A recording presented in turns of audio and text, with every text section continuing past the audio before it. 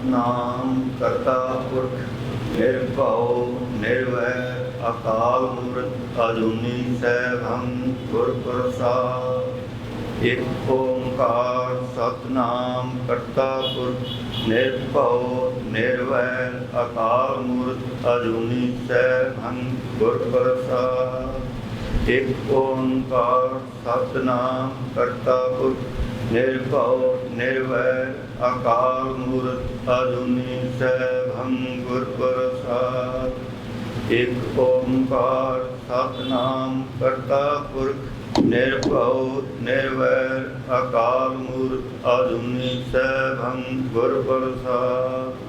एक ओंकार सतनाम करता पुरख निर्भव निर्वैर अकाल मूर्त अजूनी सैभं गुर प्रसाद। वाहिगुरु वाहिगुरु वाहिगुरु वाहिगुरु वाहिगुरु। वाहिगुरु जी का खालसा वाहिगुरु जी की फतेह। अज का समागम असी शुरू करन जा रहे हैं। आप जी नूं पता है कि अज का ये विचार समागम पिछले पंथक तालमेल संगठनों के जिहड़े समागम कीते सी उहदी निरंतरता दे विच ही है। अज जिहड़ा असी मुद्दे विचारने हैं वो पंथ के सारोकार की हैं, जिहदे विच प्रमुख तौर पर श्रोमणी गुरुद्वारा प्रबंधक कमेटी दे बारे और अकाल तख्त साहिब जी के प्रबंधकी ढांचे बारे। सो मैं हुण बेनती करदा कि अज का विचार समागम करन शुरू करन तो जिहड़े आरंभता है वो सिंह साहब ज्ञानी केवल सिंह जी करनगे। उन्हां नूं बेनती है कि अज के समागम की जिहड़ी है शुरुआत की जाए। वाहिगुरू जी का खालसा वाहिगुरू।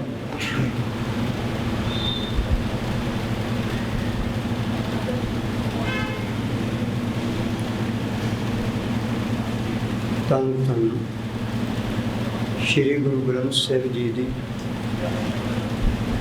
पावन पवित्र गोद विच बैठ पंथक सरोकारां दी विचार करने वास्ते आए हुए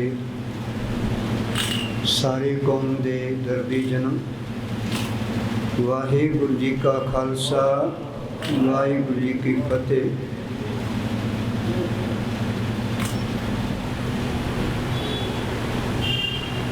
खालसा पंथ की जथेबंदी साढ़े महान सतगुरु जी ने दसां जामियां की लम्मी परमेश्वरी हुक्म विच कीती जदोजहद तो बाद अकाल पुरख वाहिगुरू की मौज विचों कीती है।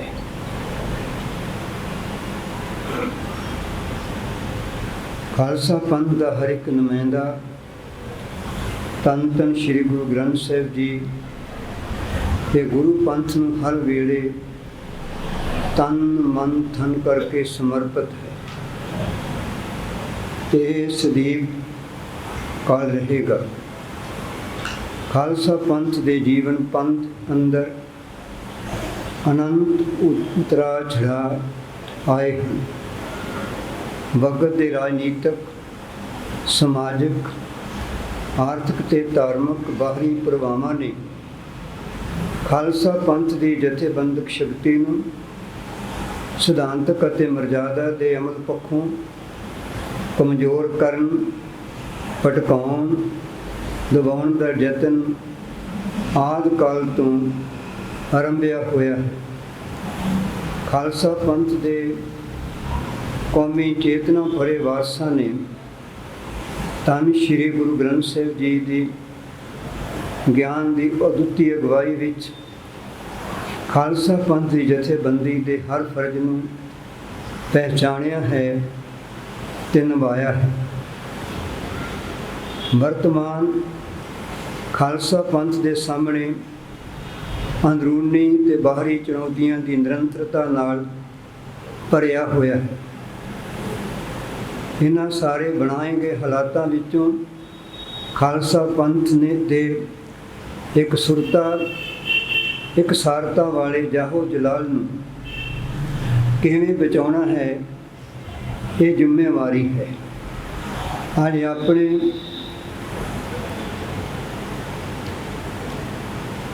ਉੱਤੇ ਸਾਰਿਆਂ ਨੇ ਜ਼ਿੰਮੇਵਾਰੀ ਨੂੰ ਆਪਾਂ ਰਲ ਕੇ ਨਿਭਾਉਣਾ ਹੈ। ਪੰਥਕ ਤਾਲਮੇਲ ਸੰਗਠਨ ਸੰਸਥਾ ਨਹੀਂ ਹੈ, ਇਹ ਕੌਮੀ ਸੱਥਾਂ ਅੰਦਰ ਧੰਨ ਧੰਨ ਸ਼੍ਰੀ ਗੁਰੂ ਗ੍ਰੰਥ ਸਾਹਿਬ, ਗੁਰੂ ਪੰਥ ਨੂੰ, ਅਕਾਲ ਤਖਤ ਸਾਹਿਬ ਅਤੇ ਪ੍ਰਮਾਣਿਤ ਸਿੱਖ ਰਹਿਤ ਮਰਜ਼ਾਦਾ ਨੂੰ ਪ੍ਰਣਾਏ ਗੁਰਸਿੱਖਾਂ ਅਤੇ ਸੰਸਥਾਵਾਂ ਦਾ ਸਾਂਝਾ ਸਮੂਹ ਹੈ। ਇਸ ਵਿੱਚ ਸੰਸਾਰ ਭਰ ਦੀਆਂ ਉਹ ਸਮੂਹ ਸੰਸਥਾਵਾਂ ਅਤੇ ਗੁਰਸਿੱਖ ਜੁੜ ਸਕਦੇ ਹਨ ਜੋ ਪ੍ਰੋਤਕ ਜਾਬਤੇ ਦੇ ਪਾਲਕ, ਪ੍ਰਚਾਰਨ ਅਤੇ ਪ੍ਰਸਾਰਨ ਦੇ ਦਿਲੋਂ ਇਸ਼ਕ ਹਨ। ਸਭ ਨੂੰ ਜੀ ਆਇਆ ਹੈ। ਇੱਥੇ ਕਿਸੇ ਇੱਕ ਵਿਅਕਤੀਆਂ ਅਤੇ ਸੰਸਥਾ ਦੀ ਪਕੜ ਜਕੜ ਨਹੀਂ ਹੈ। ਕਿਸੇ ਮੁੱਦੇ 'ਤੇ ਕੋਈ ਰਾਏ ਸਥਾਪਿਤ ਕਰਨੀ, ਨਿਰਣਾ ਲੈਣਾ ਸਾਂਝੀ ਵਿਚਾਰ ਜੁਗਤ ਰਾਹੀਂ ਗੁਰੂ ਪਾਤਸ਼ਾਹ ਜੀ ਦੇ ਭਾਵ ਵਿੱਚ ਨਿਭਾਇਆ ਜਾਂਦਾ ਹੈ। ਵਿਚਾਰ ਅੰਤਰਾਂ ਦਾ ਭਰਪੂਰ ਸਵਾਗਤ ਹੁੰਦਾ ਹੈ। ਪੰਥਕ ਤਾਲਮੇਲ ਸੰਗਠਨ ਇੱਕ ਦਹਾਕੇ ਤੋਂ ਵੀ ਵੱਧ ਸਮਾਂ ਪਹਿਲਾਂ ਗੁਰੂ ਗ੍ਰੰਥ, ਗੁਰੂ ਪੰਥ ਦੇ ਸਿਧਾਂਤਾਂ ਦੇ ਪ੍ਰਤੀ ਸੇਵਾ ਨਿਭਾਉਣ ਦਾ ਪ੍ਰਣ ਕਰਕੇ ਕਾਰਜਸ਼ੀਲ ਹੋਇਆ ਹੈ। ਗੁਰੂ ਖਾਲਸਾ ਪੰਥ ਨਾਲ ਸੰਬੰਧਿਤ ਧਾਰਮਿਕ, ਸਮਾਜਿਕ, ਰਾਜਨੀਤਿਕ, ਆਰਥਿਕ ਸਰੋਕਾਰਾਂ ਨੂੰ ਪੰਥਕ ਤਾਲਮੇਲ ਸੰਗਠਨ ਆਪਣੀਆਂ ਗੁਰੂ ਬਖਸ਼ੀਆਂ ਸਰਗਰਮੀਆਂ ਦਾ ਕੇਂਦਰ ਬਣਾ ਕੇ ਕੰਮ ਕਰਦਾ ਹੈ। ਅੱਜ ਪੰਥਕ ਸਰੋਕਾਰ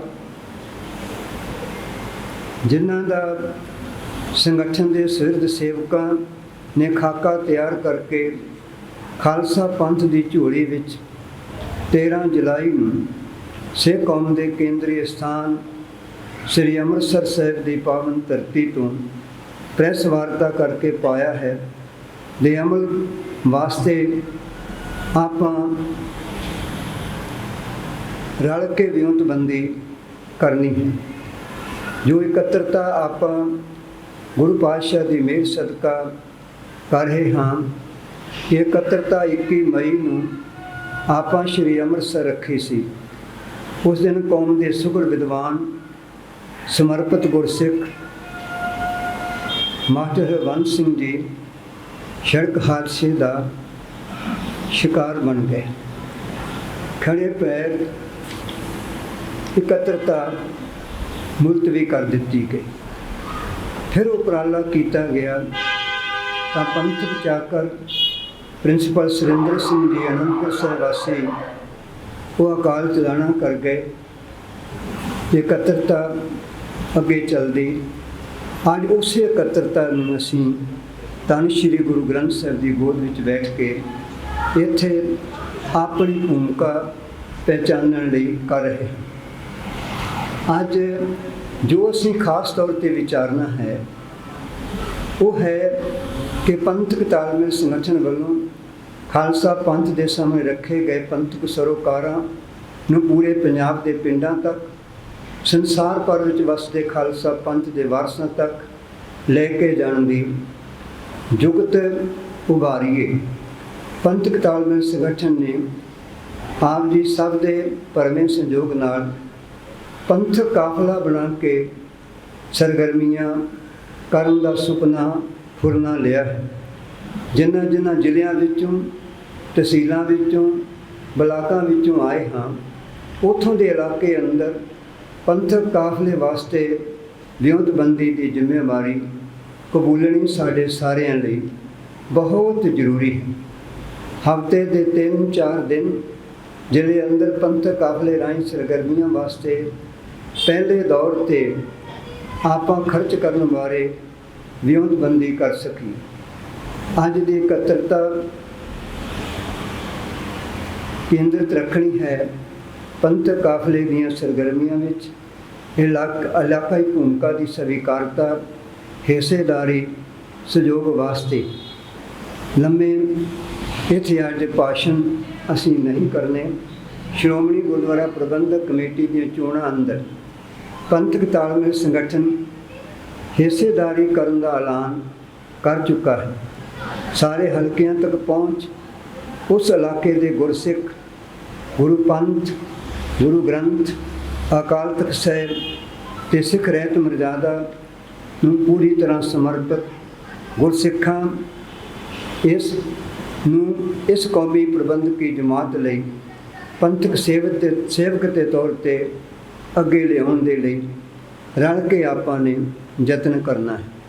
ਜਿੱਥੇ ਜਿੱਥੇ ਕੋਈ ਸੰਸਥਾ ਗੁਰੂ ਗ੍ਰੰਥ, ਗੁਰੂ ਪੰਥ ਨੂੰ ਸਮਰਪਿਤ ਹੈ, ਉਸ ਨੂੰ ਖੁਦ ਜ਼ਿੰਮੇਵਾਰ ਵਜੋਂ ਭਵਿੱਖੀ ਸਰਗਰਮੀਆਂ ਲਈ ਅੱਗੇ ਸਾਥ ਲਈ ਆਉਣ ਵਾਸਤੇ ਸਾਡੇ ਵੱਲੋਂ ਦੋ ਹੱਥ ਜੋੜ ਕੇ ਬੇਨਤੀ ਹੈ।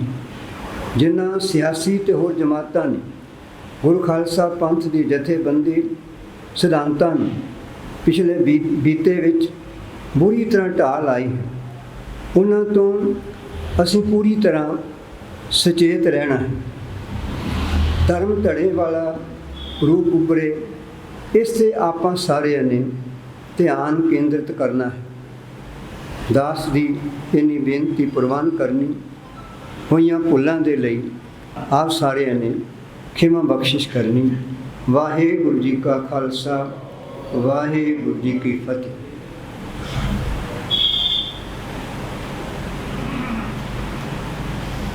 ਬਹੁਤ ਬਹੁਤ ਧੰਨਵਾਦ ਸਿੰਘ ਸਾਹਿਬ ਜੀ ਦਾ।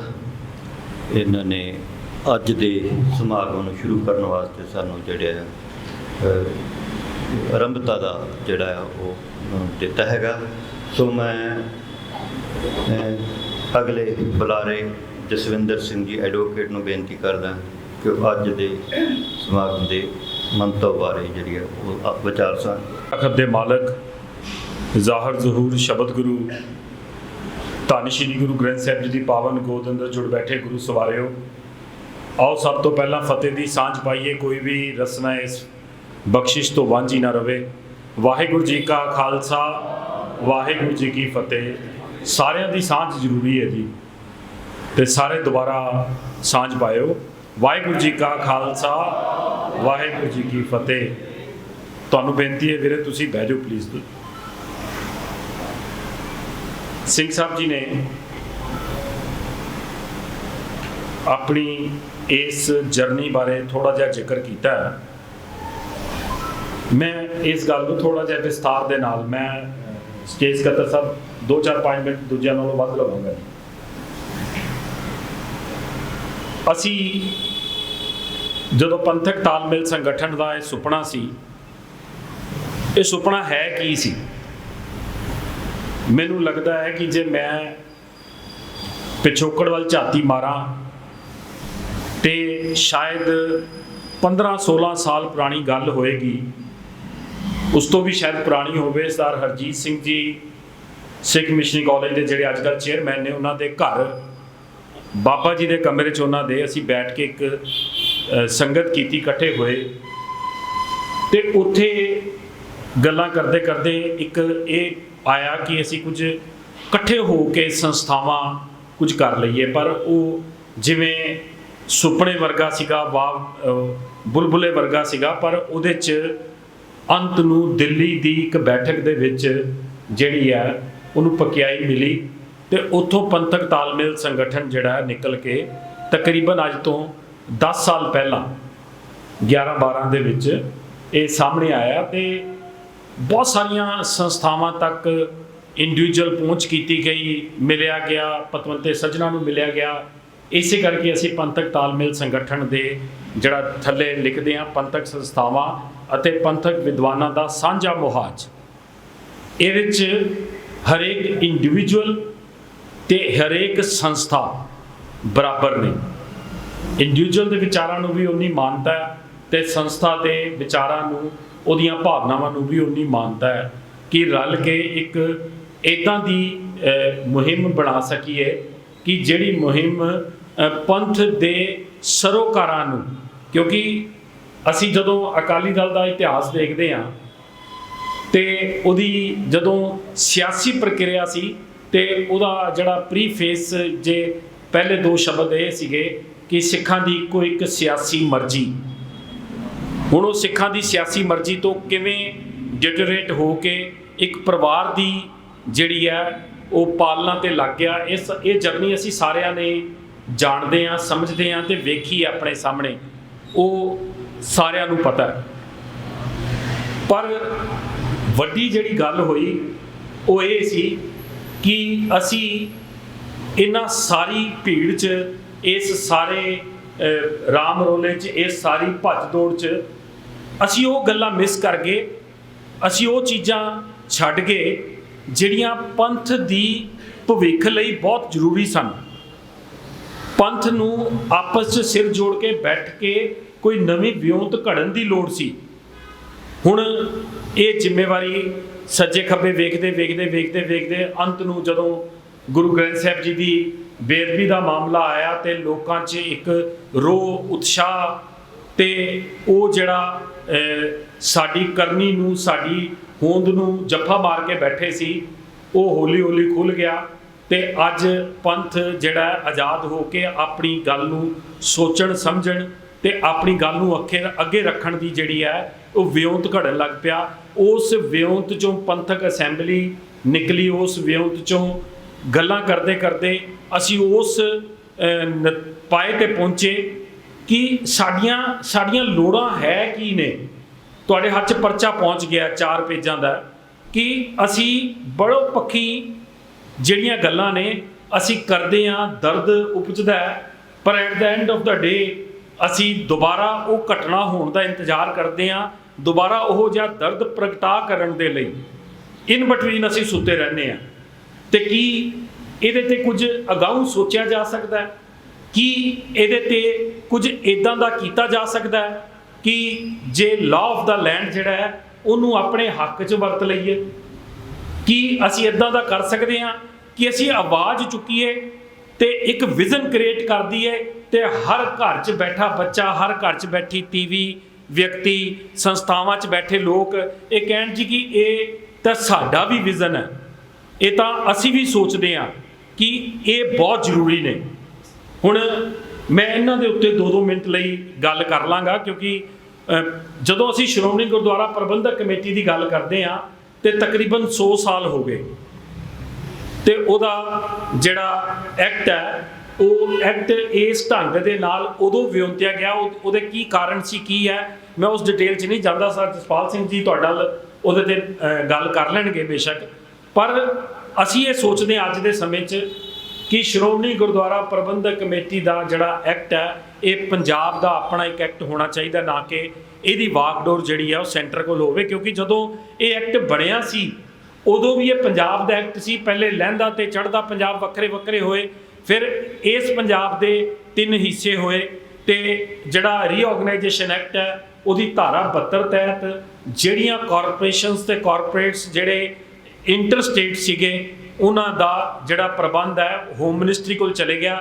ਜਿਵੇਂ ਸਾਡਾ ਭਾਖੜਾ ਬਿਆਸ ਮੈਨੇਜਮੈਂਟ ਬੋਰਡ ਚਲੇ ਗਿਆ, ਜਿਵੇਂ ਪੰਜਾਬ ਯੂਨੀਵਰਸਿਟੀ ਚਲੇ ਗਈ, ਉਵੇਂ ਸ਼੍ਰੋਮਣੀ ਗੁਰਦੁਆਰਾ ਪ੍ਰਬੰਧਕ ਕਮੇਟੀ ਦਾ ਪ੍ਰਬੰਧ ਜਿਹੜਾ ਉਹ ਹੋਮ ਮਿਨਿਸਟਰੀ ਕੋਲ ਚਲੇ ਗਿਆ। ਉਹਦੀਆਂ ਆਪਣੀਆਂ ਇੱਕ ਤਰ੍ਹਾਂ ਦੀਆਂ ਖਾਮੀਆਂ ਆ ਗਈਆਂ ਉਹਦੇ 'ਚ।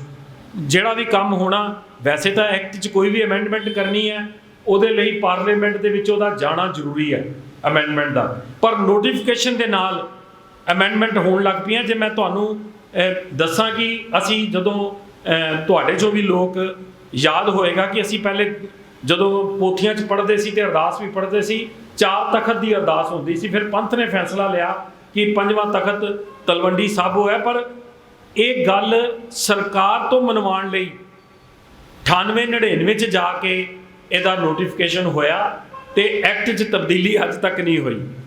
ਇਹ ਸਾਡੀ ਮਤਲਬ ਜਿਹੜੀ ਹੈ ਉਹ ਸਥਿਤੀ ਹੈ।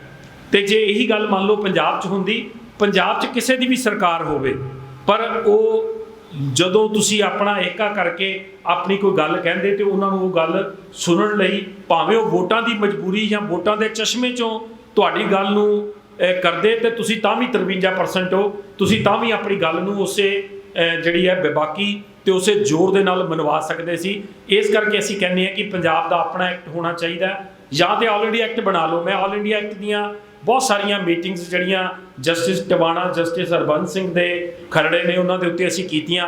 ਸੈਂਟਰ 'ਚ ਜਾ ਕੇ ਹੋਮ ਮਿਨਿਸਟਰੀ ਨਾਲ ਬਹੁਤ ਸਾਰੀਆਂ ਮੀਟਿੰਗਸ ਹੋਈਆਂ। ਪਰ ਐਟ ਦਾ ਐਂਡ ਇਹ ਹੈ ਕਿ ਦਿੱਲੀ ਵਾਲੇ, ਮਹਾਰਾਸ਼ਟਰ ਵਾਲੇ, ਪਟਨਾ ਸਾਹਿਬ ਵਾਲੇ ਉਹ ਤੁਹਾਡੇ 'ਚ ਮਰਜ ਨਹੀਂ ਹੋਣਾ ਚਾਹੁੰਦੇ, ਸਾਂਝਾ ਨਹੀਂ ਬਣਾਉਣਾ ਚਾਹੁੰਦੇ। ਉਹਨਾਂ ਨੂੰ ਇਹ ਹੱਕ ਵੀ ਹੈ ਕਿ ਉਹ ਆਪਣੀ ਸਟੇਟ ਆਪਣੇ ਤਰੀਕੇ ਮੁਤਾਬਕ ਆਪਣੇ ਹਲਕੇ ਦੇ ਇਲਾਕੇ ਦੇ ਗੁਰਦੁਆਰਿਆਂ ਦਾ ਪ੍ਰਬੰਧ ਚਲਾ ਲੈਣ। ਤੇ ਇਹ ਹੱਕ ਹਰਿਆਣੇ ਵਾਲਿਆਂ ਨੂੰ ਵੀ ਹੈ ਤੇ ਇਹ ਹੱਕ ਪੰਜਾਬ ਨੂੰ ਵੀ ਹੋਣਾ ਚਾਹੀਦਾ ਹੈ। ਇਹਦੇ ਤੇ ਸਾਡੀ ਅਸੀਂ ਜਿਹੜੀ ਹੈ ਆਪਣੇ ਸਰੋਕਾਰਾਂ 'ਚ ਇੱਕ ਵਿਜ਼ਨ ਰੱਖਿਆ ਜਿਹਨੂੰ ਅਸੀਂ ਸਰਕਾਰ ਤੱਕ ਲੈ ਕੇ ਜਾਵਾਂਗੇ। ਅਕਾਲ ਤਖਤ ਸਾਹਿਬ ਦੀ ਜਿਹੜੀ ਅਸੀਂ ਸਾਰੇ ਜਣੇ, ਇਹ ਇੰਸਟੀਟਿਊਸ਼ਨ ਕਿਸੇ ਵੇਲੇ ਇੱਦਾਂ ਦੀ ਸੀ ਕਿ ਰਾਜੇ ਨੂੰ ਵੀ ਬਾਹਰ ਇਮਲੀ ਨਾਲ ਬੰਨ੍ਹ ਲਿਆ ਸੀ ਤੇ ਦੇਸ਼ ਦਾ ਰਾਸ਼ਟਰਪਤੀ ਵੀ ਇਸ ਇੰਸਟੀਟਿਊਸ਼ਨ ਅੱਗੇ ਖੜਾ ਸੀ ਤੇ ਹੋਮ ਮਿਨਿਸਟਰ ਜਿਹੜਾ ਉਹਨੂੰ ਥੰਬਲੇ ਨਾਲ ਤੇ ਮੁੱਖ ਮੰਤਰੀ ਨੂੰ ਥੰਬਲੇ ਨਾਲ ਬੰਨ੍ਹਿਆ ਸੀ। ਇਹ ਇਸ ਇੰਸਟੀਟਿਊਸ਼ਨ ਦੀ ਤੁਸੀਂ ਕਹੋ ਕਿ ਵਡਿਆਈ ਸੀ, ਪਰ ਜਦੋਂ ਹਲਕੇ ਬੰਦੇ ਬਹਿ ਜਾਣ ਤੇ ਸੰਸਥਾ ਦਾ ਵੀ ਬੇੜਾ ਗਰਕ ਹੋ ਜਾਂਦਾ ਹੈ।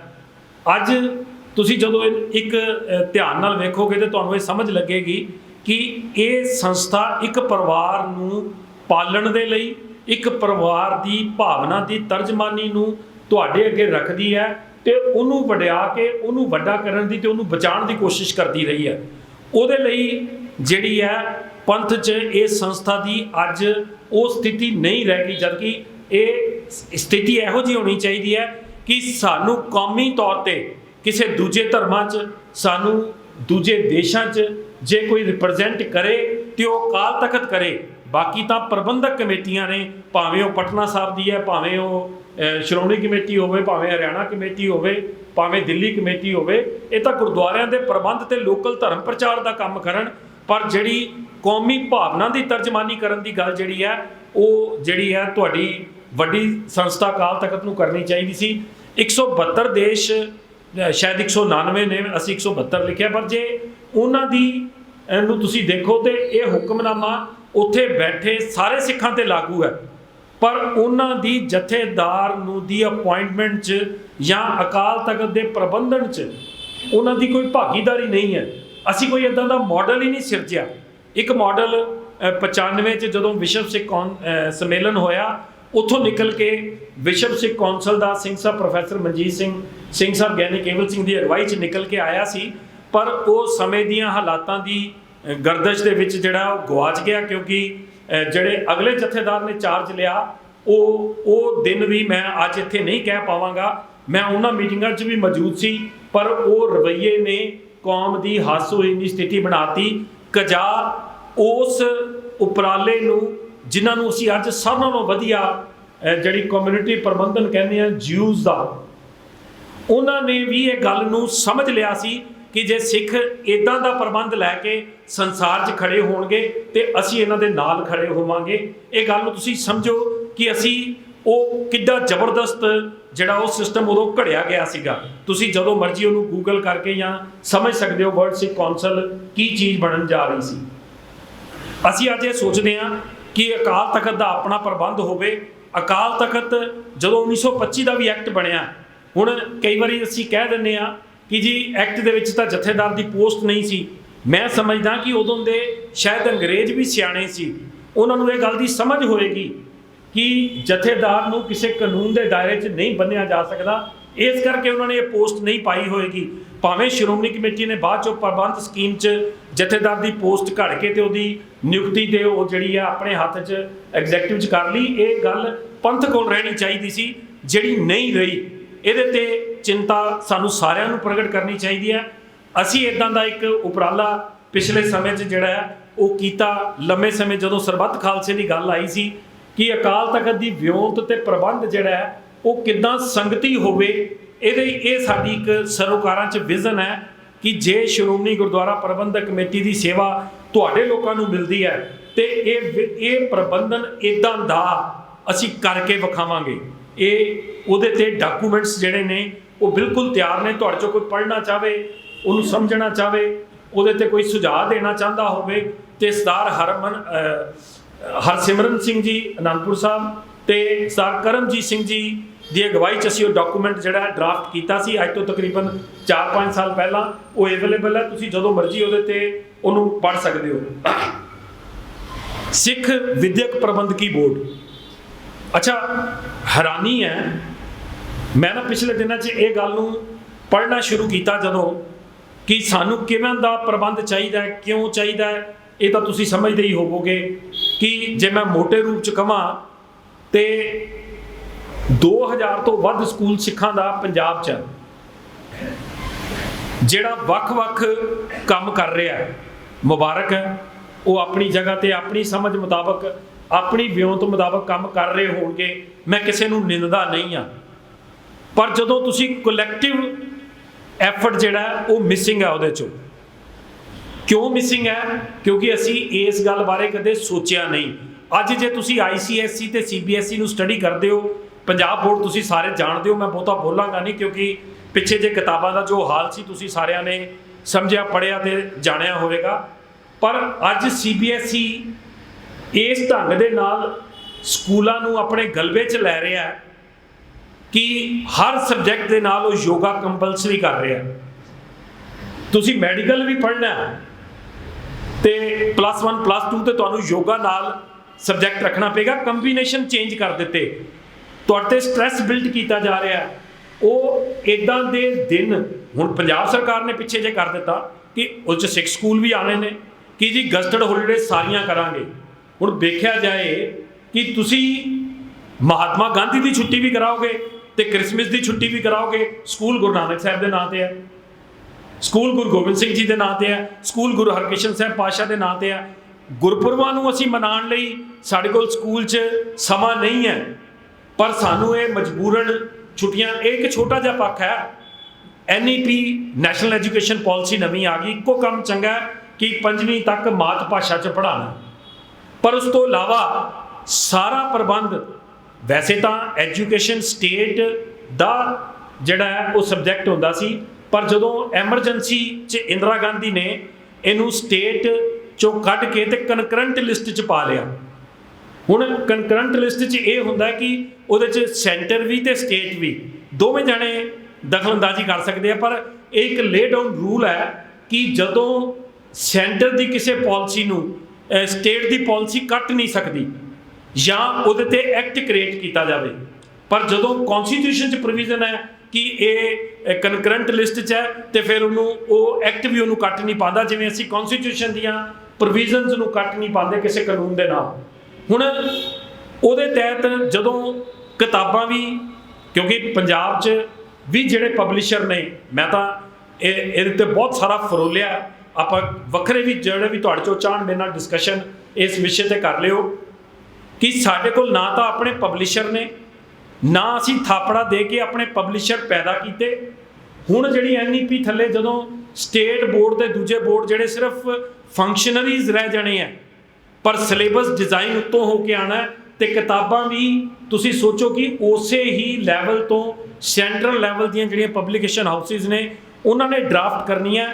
ਤੇ ਜੇ ਇੱਕ ਰਾਜੇ ਨੂੰ ਪੜ੍ਹਾਉਣ ਦੀ ਗੱਲ ਹੋਏਗੀ ਤੇ ਮਹਾਰਾਣਾ ਪ੍ਰਤਾਪ ਪੜ੍ਹਾਇਆ ਜਾਏਗਾ, ਮਹਾਰਾਜਾ ਰਣਜੀਤ ਸਿੰਘ ਪੰਜਾਬ ਦੀਆਂ ਕਿਤਾਬਾਂ 'ਚੋਂ ਵੀ ਨਦਾਰਦ ਹੋ ਜਾਏਗਾ। ਇਹ ਗੱਲ ਸਾਨੂੰ ਸਮਝਣੀ ਪੈਣੀ ਹੈ। ਇੱਦਾਂ ਦੀਆਂ ਹੋਰ ਬਹੁਤ ਸਾਰੀਆਂ ਗੱਲਾਂ ਨੇ। ਅਸੀਂ ਇਹ ਸੋਚਦੇ ਹਾਂ, ਅਸੀਂ ਇਸ ਕਗਾਰ ਤੇ ਆ ਕੇ ਖੜੇ ਹੋ ਗਏ ਹਾਂ ਕਿ ਸਾਨੂੰ ਆਪਣਾ ਸਿੱਖ ਐਜੂਕੇਸ਼ਨ ਬੋਰਡ ਚਾਹੀਦਾ। ਹੁਣ ਸਵਾਲ ਪੈਦਾ ਹੁੰਦਾ ਕਿ ਕੀ ਸਿੱਖ ਐਜੂਕੇਸ਼ਨ ਬੋਰਡ ਐਫੀਲੀਏਸ਼ਨ ਦੇ ਪਾਏਗਾ? ਬਿਲਕੁਲ ਨਹੀਂ ਦੇ ਪਾਏਗਾ, ਇਹਦੇ 'ਚ ਕੋਈ ਦੋ ਰਾਏ ਨਹੀਂ। ਅੱਜ ਦੀ ਡੇਟ 'ਚ ਨਹੀਂ ਦੇ ਪਾਏਗਾ। ਪਰ ਜਦੋਂ ਮੈਂ ਇਸ ਗੱਲ ਨੂੰ ICIC ਦੇ ਸੰਦਰਭ 'ਚ ਪੜ੍ਹਨਾ ਸ਼ੁਰੂ ਕੀਤਾ ਤੇ ਮੈਂ ਸਮਝਿਆ ਕਿ ਕੈਂਬਰਿਜ ਦੀ ਸਿੰਡੀਕੇਟ ਨੇ ਇੰਡੀਆ 'ਚ ਆ ਕੇ 1956 'ਚ ICIC ਬੋਰਡ ਦੀ ਸਥਾਪਨਾ ਕੀਤੀ ਤੇ 58 'ਚ ਇੱਕ ਸੁਸਾਇਟੀ ਬਣਾਤੀ ਤੇ ਸ਼ਾਇਦ 73 ਜਾਂ 75 ਦੇ ਵਿੱਚ ਇੱਕ ਐਕਟ ਹੈ ਦਿੱਲੀ ਦਾ ਜਿਹਦੇ 'ਚ ਇਹ ਮੈਂਸ਼ਨਡ ਹੈ ਕਿ CBSE ਤੇ ICSE ਜਿਹੜੀਆਂ ਇਹ ਇਮਤਿਹਾਨਾਂ ਦਾ ਪ੍ਰਬੰਧ ਕਰਦੇ ਨੇ, ਉਹ ਉਹਦੇ ਬੇਸਿਸ ਦੇ ਉੱਤੇ ਐਫੀਲੀਏਸ਼ਨਸ ਗ੍ਰਾਂਟ ਕਰ ਰਹੇ ਨੇ। ਤੁਸੀਂ ਜਦੋਂ ਪਿੱਛੇ ਜੇ ਇੱਕ RTI ਰਾਹੀਂ ਹਿਊਮਨ ਰਿਸੋਰਸ ਡਿਵੈਲਪਮੈਂਟ ਮਿਨਿਸਟਰੀ, ਜਿਹਨੂੰ ਐਜੂਕੇਸ਼ਨ ਮਿਨਿਸਟਰੀ ਅੱਜ ਕੱਲ੍ਹ ਕਹਿੰਦੇ ਆ, ਉਹਦੇ ਤੋਂ ਸਵਾਲ ਪੁੱਛਿਆ ਗਿਆ ਕਿ ICIC ਬੋਰਡ ਜਿਹੜਾ ਹੈ ਕੀ ਇਹਨੂੰ ਮਾਨਤਾ ਪ੍ਰਾਪਤ ਹੈ ਤੁਹਾਡੇ ਤੋਂ? ਉਹਨਾਂ ਨੇ ਕਿਹਾ ਨਹੀਂ, ਤੁਹਾਡੇ ਵੱਲੋਂ, ਸਾਡੇ ਵੱਲੋਂ ਰੈਕਗਨਾਈਜ਼ਡ ਨਹੀਂ ਹੈ। ਪਰ ਉਹ ਐਕਟ ਥੱਲੇ ਉਹ ਕੰਮ ਕਰ ਰਹੇ ਨੇ। ਇੱਦਾਂ ਹੀ ਇੱਕ COBSE ਕਰਕੇ ਇੱਕ ਸੰਸਥਾ ਹੈ ਜਿਹੜੀ ਤੁਹਾਡੀ ਜਿਹਨੂੰ ਕਹੀਦਾ ਇਕੁਅਲੈਂਸ ਸਰਟੀਫਿਕੇਟਸ ਦਿੰਦੀ ਹੈ ਕਿ ਕਿਹੜਾ ਬੋਰਡ ਇਕੁਅਲੈਂਟ ਹੈ ਐਟ ਪਾਰ with the +1 +2 of the recognised boards. ਉਹ ਉੱਥੋਂ ਮਾਨਤਾ ਪ੍ਰਾਪਤ ਨੇ। ਉਹ ਵੀ ਸੰਸਥਾ ਜਿਹੜੀ ਹੈ ਇੱਕ ਕਲਸਟਰ ਆਫ ਪੀਪਲ ਉਹਨਾਂ ਨੇ ਬਣਾ ਕੇ ਤੇ ਉਹਨੂੰ ਬਣਾਇਆ ਹੋਇਆ, ਉਹ ਇੱਕ ਕੰਮ ਚੱਲਿਆ ਜਾ ਰਿਹਾ ਵੇ ਡਾਊਨ। ਅੱਜ ਅਸੀਂ ਜੇ ਕੋਈ ਸਿੱਖ ਐਜੂਕੇਸ਼ਨ ਬੋਰਡ ਦਾ ਉਪਰਾਲਾ ਕਰ ਦਿੰਦੇ ਆ ਤੇ ਮੈਂ ਸੋਚਦਾ ਅਸੀਂ ਨਹੀਂ ਤੇ 20 ਸਾਲਾਂ ਨੂੰ ਸਾਡੀਆਂ ਅਗਲੀ ਜਨਰੇਸ਼ਨ, 25 ਸਾਲਾਂ ਨੂੰ ਅਗਲੀ ਜਨਰੇਸ਼ਨ ਇਸ ਪੱਧਰ ਤੇ ਪਹੁੰਚ ਜਾਣਗੀਆਂ ਕਿ ਉਹ ਐਫੀਲੀਏਸ਼ਨ ਵੀ ਗ੍ਰਾਂਟ ਕਰ ਪਾਉਣਗੀਆਂ ਉਹਨਾਂ ਨੂੰ ਜਿਹੜੀ ਹੈ। ਕਿਉਂਕਿ ਐਫੀਲੀਏਸ਼ਨ ਗ੍ਰਾਂਟ ਕਰਨ ਦੇ ਲਈ ਇੱਕ ਸਟੇਟ ਦਾ ਐਗਜ਼ੈਕਟਿਵ ਆਰਡਰ ਜਾਂ ਐਕਟ ਚਾਹੀਦਾ ਤੇ ਕੁਝ ਵੀ ਮਿਲ ਸਕਦਾ। ਇਹ ਕੋਈ ਬਹੁਤ ਵੱਡੀ ਗੱਲ ਨਹੀਂ ਹੁੰਦੀ, ਕਿਸੇ ਵੇਲੇ ਵੀ ਕੋਈ ਵੀ ਘਟਨਾ ਵਾਪਰ ਸਕਦੀ ਹੈ। ਜੇ ਅਸੀਂ ਇਹ ਆਪਣੀ ਜਿਹੜੀ ਹੈ ਆਬਾ ਪ੍ਰਗਟ ਕਰੀਏ ਕਿ ਅਸੀਂ ਇੱਦਾਂ ਕਰਨਾ ਹੈ ਤੇ ਇਹਦੇ ਲਈ ਮੈਂ ਤੁਹਾਡੇ ਚੋਂ ਬੇਨਤੀ ਕਰਨਾ ਚਾਹਾਂਗਾ, ਕਿਉਂਕਿ ਅਸੀਂ ਵਿਦਿਨ ਮੰਥ ਔਰ 2 ਮੰਥਸ ਅਸੀਂ ਇਹ ਲਾਂਚ ਕਰਨ ਜਾ ਰਹੇ ਹਾਂ। ਉਹਦੀ ਆਪਣੀ ਇੱਕ ਬਣਾ ਦਿਆਂਗੇ ਟੈਂਪਰੇਰੀ ਬੋਰਡ ਜਿਹੜਾ ਕੰਮ ਕਰੇਗਾ। ਉਹਦੀ ਅਸੀਂ 4 ਇਸ਼ੂਜ਼ ਦੇ ਉੱਤੇ ਇਨੀਸ਼ੀਅਲੀ ਕੰਮ ਕਰਾਂਗੇ।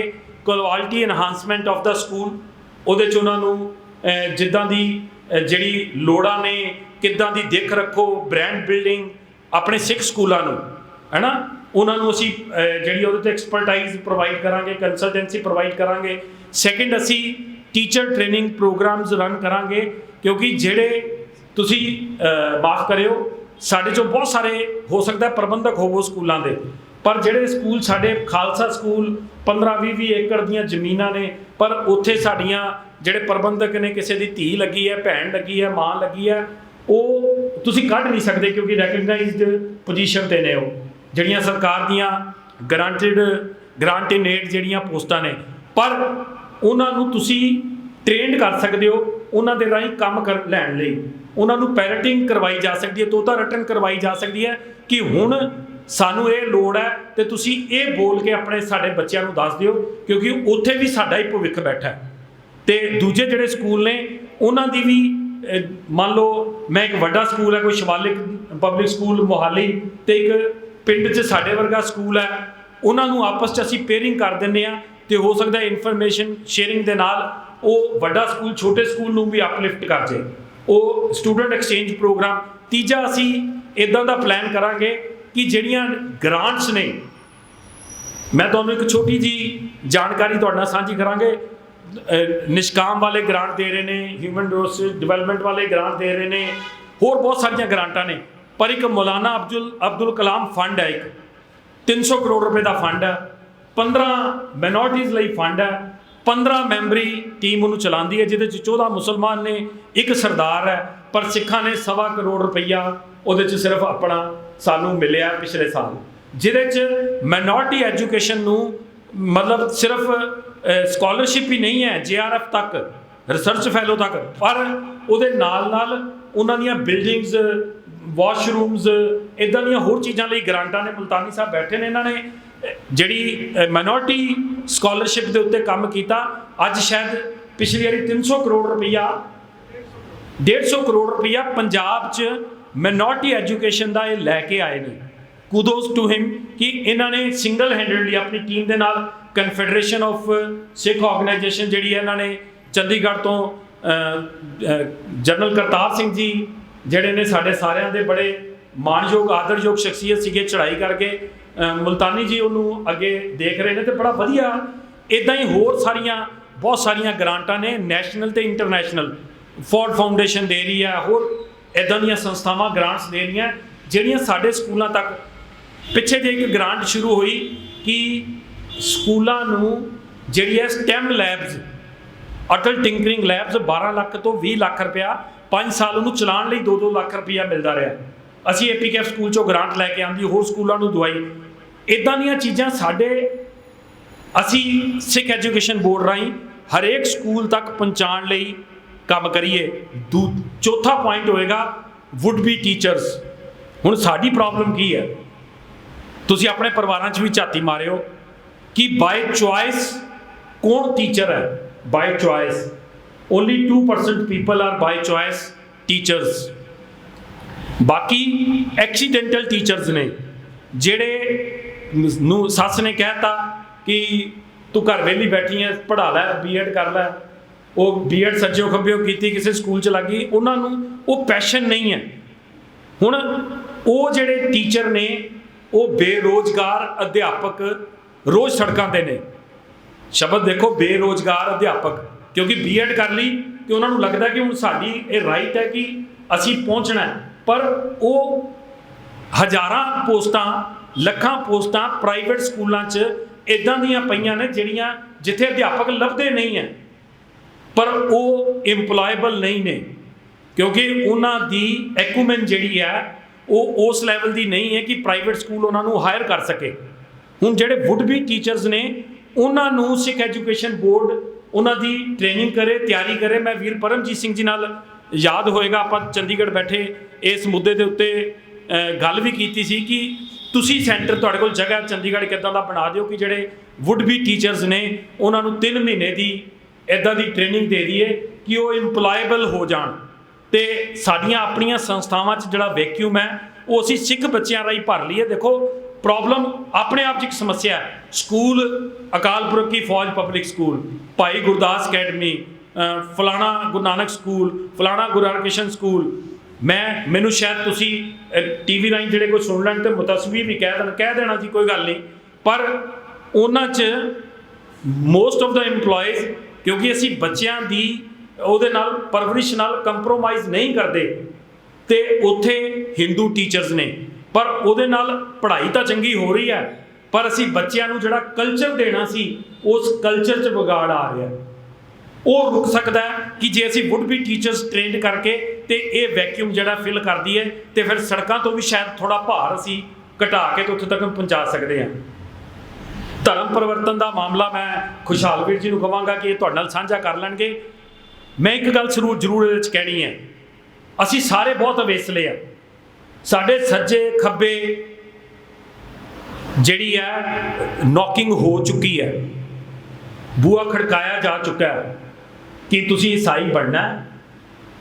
ਜਿਨ੍ਹਾਂ ਦੇ ਅੰਦਰ ਤਾਂ ਸਟਰੋਂਗ ਵਿਲ ਸੀ ਉਹ ਖੜੇ ਰਹਿ ਗਏ ਤੇ ਕਈ ਮਹਿਲ ਢੱਠ ਗਏ। ਹੁਣ ਉਹ ਢੱਠੇ ਮਹਿਲ ਕਿਵੇਂ ਵਾਪਸ ਲਿਆਣੇ ਨੇ, ਤੇ ਅੱਗੋਂ ਜਿਹੜਾ ਇਹਦੇ 'ਚ ਵੀ ਇੱਕ ਅਡੰਬਰ ਚੱਲ ਪਿਆ।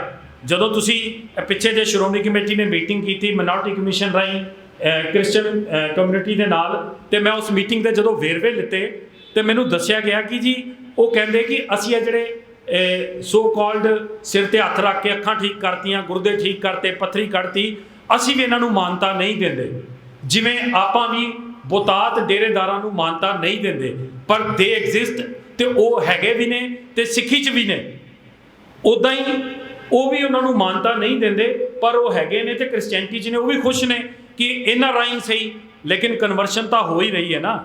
8-8, 10-10 ਏਕੜ ਦੀਆਂ, 15-15 ਏਕੜ ਦੀਆਂ ਜਿਹੜੀਆਂ ਚਰਚਾਂ ਨੇ ਉਹ ਬਣ ਰਹੀਆਂ ਨੇ।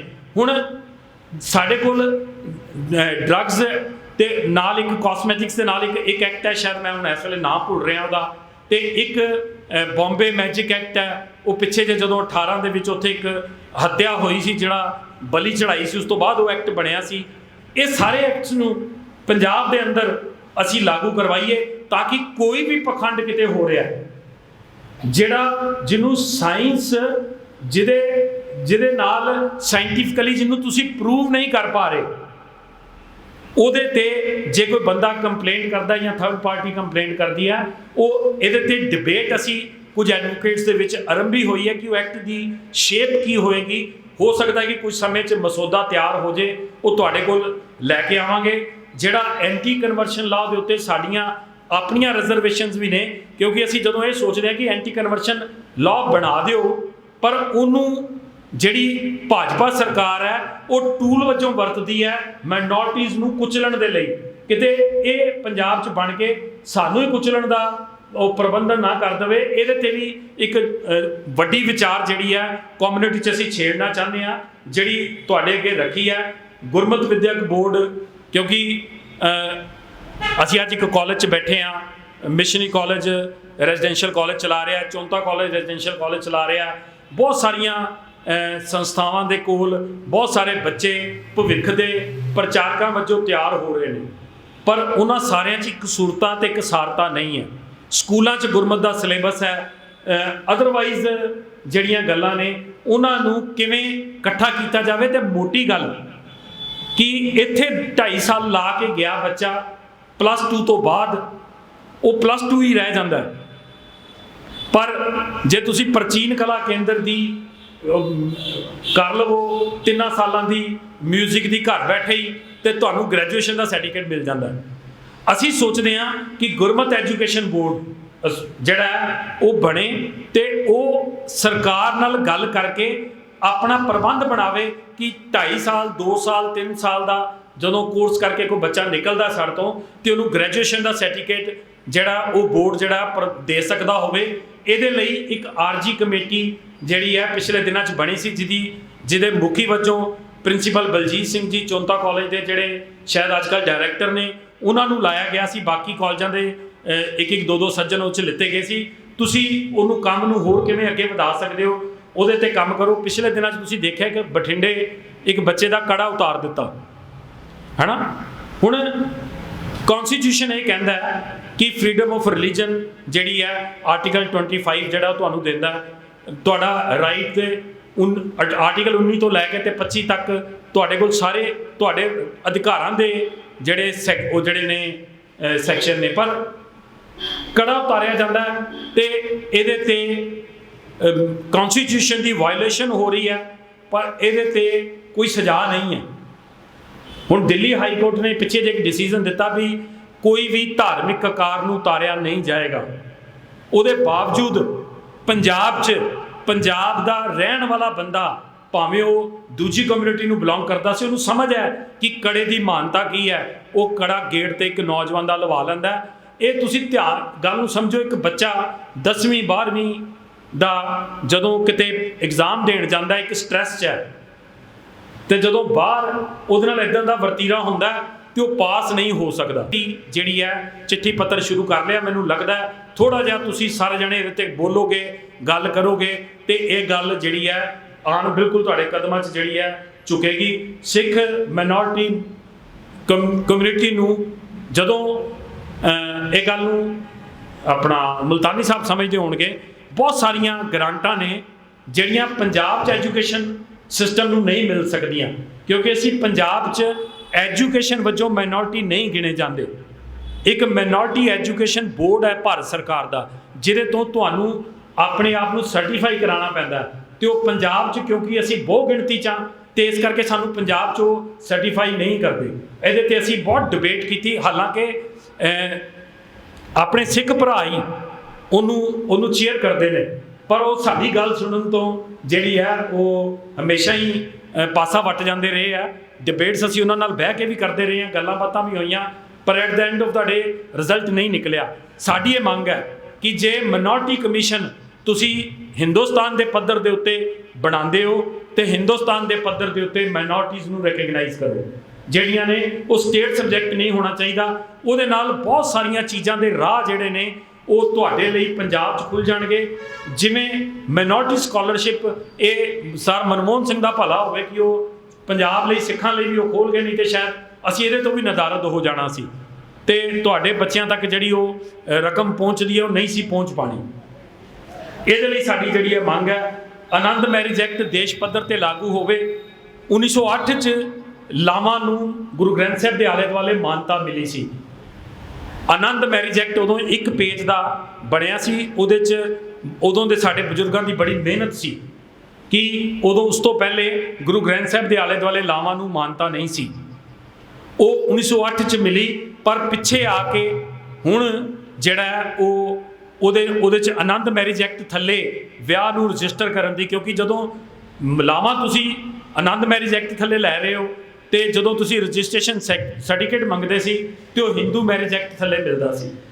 ਉਹਦੇ ਲਈ ਸਰ ਤਰਲੋਚਨ ਸਿੰਘ ਨੇ ਪ੍ਰਾਈਵੇਟ ਬਿੱਲ ਪੇਸ਼ ਕੀਤਾ ਪਾਰਲੀਮੈਂਟ 'ਚ, ਤੇ ਉਹਦੇ ਤੇ ਇੱਕ ਜਿਹੜੀ ਹੈ ਉਹ ਪਾਸ ਹੋਇਆ, ਤੇ ਉਹਦੇ ਤੇ ਸੈਂਟਰ ਗਵਰਨਮੈਂਟ ਨੇ ਸਟੇਟਾਂ ਨੂੰ ਰੂਲ ਬਣਾਉਣ ਨੂੰ ਕਹਿਤਾ ਤੇ ਲਾਗੂ ਕਰਨ ਨੂੰ ਕਹਿਤਾ।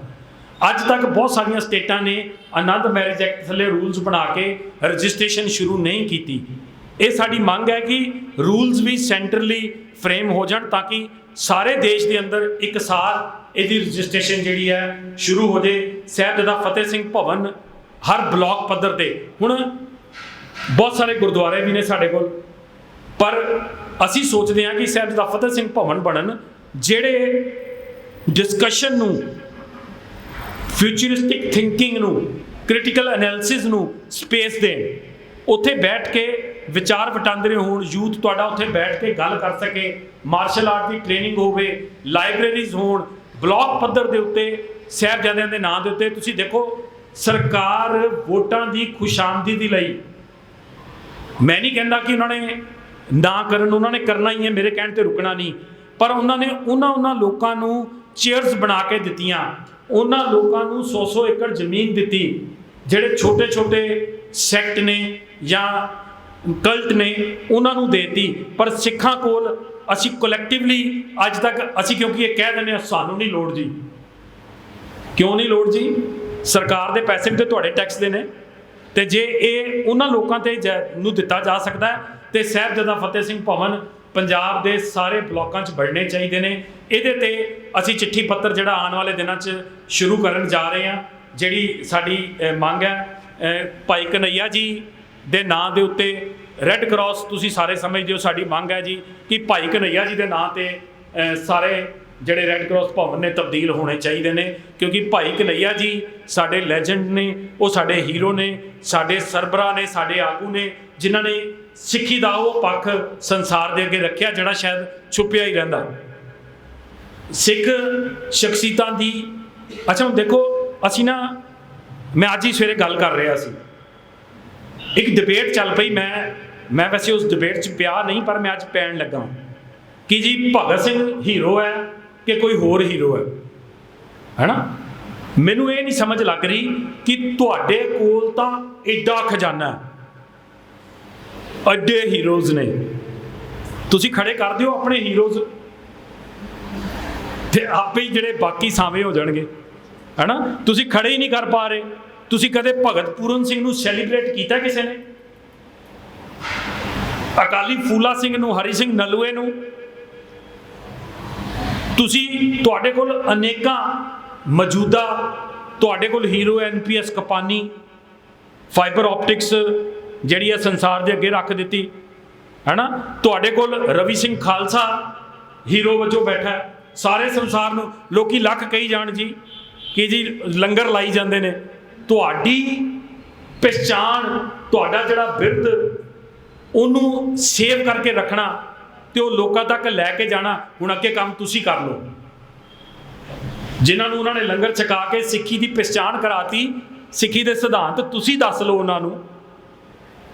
ਅਸੀਂ ਇੱਦਾਂ ਦੇ ਬਹੁਤ ਸਾਰੀ ਇੱਕ ਲੰਬੀ ਲਿਸਟ ਹੈ ਜਿਨ੍ਹਾਂ ਨੂੰ ਅਸੀਂ ਕਦੇ ਯਾਦ ਨਹੀਂ ਕਰਦੇ। ਮੈਂ ਤੇ ਆਮ ਤੌਰ ਤੇ ਕਹਿੰਦਾ ਕਿ ਜਿਉਂਦਿਆਂ ਨੂੰ ਜਿਹੜੀ ਹੈ ਉਹ ਸੈਲੀਬ੍ਰੇਟ ਕਰਿਆ ਕਰੋ, ਮਰਨ ਤੋਂ ਬਾਅਦ ਤੇ ਸਿਰਫ ਅਫਸੋਸ ਕੀਤਾ ਜਾ ਸਕਦਾ। ਤੁਹਾਡੇ ਕੋਲ ਸਤਿਕਾਰਯੋਗ ਸਿੰਘ ਸਾਹਿਬ ਗਿਆਨੀ ਕੇਵਲ ਸਿੰਘ ਜੀ ਬੈਠੇ ਨੇ, ਇਹ ਸਾਡੇ ਹੀਰੋ ਨਹੀਂ? ਮਹੀਨੇ 'ਚ 28 ਦਿਨ ਸੜਕਾਂ 'ਤੇ ਨੇ, ਤੁਹਾਡੇ ਤਰਲੇ ਮਾਰ ਰਹੇ ਨੇ, ਤੁਹਾਡੇ ਕੋਲ ਪਹੁੰਚ ਕਰ ਰਹੇ ਨੇ। ਅਸੀਂ ਅਹਿਸਾਨ ਕਰਕੇ ਇਹਨਾਂ ਤੇ ਅਸੀਂ 100-200 ਕਿਲੋਮੀਟਰ ਦਾ ਸਫ਼ਰ ਕਰਕੇ ਪਹੁੰਚਦੇ ਹਾਂ, ਅਹਿਸਾਨ ਕਰਕੇ। ਸਾਨੂੰ ਆਪਣੇ ਹੀਰੋਜ਼ ਨੂੰ ਸੈਲੀਬ੍ਰੇਟ ਕਿਵੇਂ ਕਰਨਾ ਹੈ, ਇਹਦੀ ਇੱਕ ਮਿਸਾਲ ਕਾਇਮ ਕਰਨੀ ਪਏਗੀ। ਅੰਮ੍ਰਿਤਸਰ, ਮੈਨੂੰ ਭਗਤ ਸਿੰਘ ਨਾਲ ਕੋਈ ਐਲਰਜੀ ਨਹੀਂ ਹੈ, ਮੈਂ ਭਗਤ ਸਿੰਘ ਨੂੰ ਵੀ ਆਪਣਾ ਮੰਨਦਾ, ਕਿਉਂਕਿ ਮੇਰੇ ਮਨ 'ਤੇ ਕੋਈ ਬੋਝ ਨਹੀਂ ਹੈ ਕਿ ਉਹਦੀ ਆਈਡੀਓਲੋਜੀ ਕੀ ਸੀ। ਪਰ ਮੈਨੂੰ ਇਹ ਪਤਾ ਕਿ ਜਿਹੜਾ ਬੰਦਾ 23 ਸਾਲ ਦੀ 30 ਸਾਲ ਦੀ ਉਮਰ 'ਚ, ਸ਼ਾਇਦ 23 ਸਾਲ ਦੀ ਉਮਰ ਹੈ, ਤੇ ਫਾਂਸੀ ਦੇ ਰੱਸੇ 'ਤੇ ਉਹ ਝੂਲ ਜਾਂਦਾ ਹੈ, ਉਹਦੇ 'ਚ ਕੁਝ ਤੇ ਹੋਏਗਾ ਜਿਹੜਾ ਸਾਨੂੰ ਨਜ਼ਰ ਨਹੀਂ ਆਉਣ ਦੇ ਰਿਹਾ, ਹੈ ਨਾ। ਮੈਂ ਇਸ ਡਿਬੇਟ 'ਚੋਂ ਬਾਹਰ ਨਿਕਲ ਕੇ, ਤੁਹਾਡੇ ਕੋਲ ਇੰਨੇ ਸਾਰੇ ਹੀਰੋਜ਼ ਨੇ, ਲਾ ਦਿਓ ਆਪਣੇ ਘਰਾਂ 'ਚ ਤਸਵੀਰਾਂ, ਆਪਣੇ ਚੌਂਕਾਂ 'ਚ, ਲੋੜ ਨਹੀਂ ਕਿਸੇ ਤੋਂ ਪੁੱਛਣ ਦੀ। ਅੱਜ ਕੱਲ੍ਹ ਫਾਈਬਰ ਦੇ ਬਰਸਟ ਬਣ ਜਾਂਦੇ ਨੇ 25-30 ਹਜ਼ਾਰ ਰੁਪਏ ਦੇ, ਉਹ ਬਣਾ ਕੇ ਆਪਣੇ ਚੌਂਕਾਂ 'ਚ ਲਵਾ ਦਿਓ। ਕਿਸੇ ਚੌਂਕ 'ਚ ਕੋਈ ਲਵਾ ਦਿਓ, ਕਿਸੇ ਮਹੱਲੇ 'ਚ ਕੋਈ ਲਵਾ ਦਿਓ, ਕਿਸੇ ਪਾਰਕ 'ਚ ਕੋਈ ਲਵਾ ਦਿਓ। ਬੱਚੇ ਪੁੱਛਣਗੇ ਇਹ ਕੌਣ ਹੈ, ਫਿਰ ਦੱਸਿਓ। ਫਿਰ ਕੰਪੈਰੀਜ਼ਨ ਜਿੰਨੇ ਵੀ ਕਰਨਾ ਕਰ ਲਿਓ, ਸਾਨੂੰ ਕੋਈ ਇਤਰਾਜ਼ ਨਹੀਂ। ਸਾਡੀ ਵਾਤਾਵਰਣ ਪ੍ਰਤੀ ਸੁਹਿਰਦਾ, ਇਹਦੇ ਤੇ ਅਸੀਂ ਲੰਬੇ ਸਮੇਂ ਤੋਂ ਸਾਰੇ ਕੰਮ ਕਰ ਰਹੇ ਹਾਂ। ਇਹ ਸਾਡਾ ਸਰੋਕਾਰਾਂ 'ਚ ਹੈ।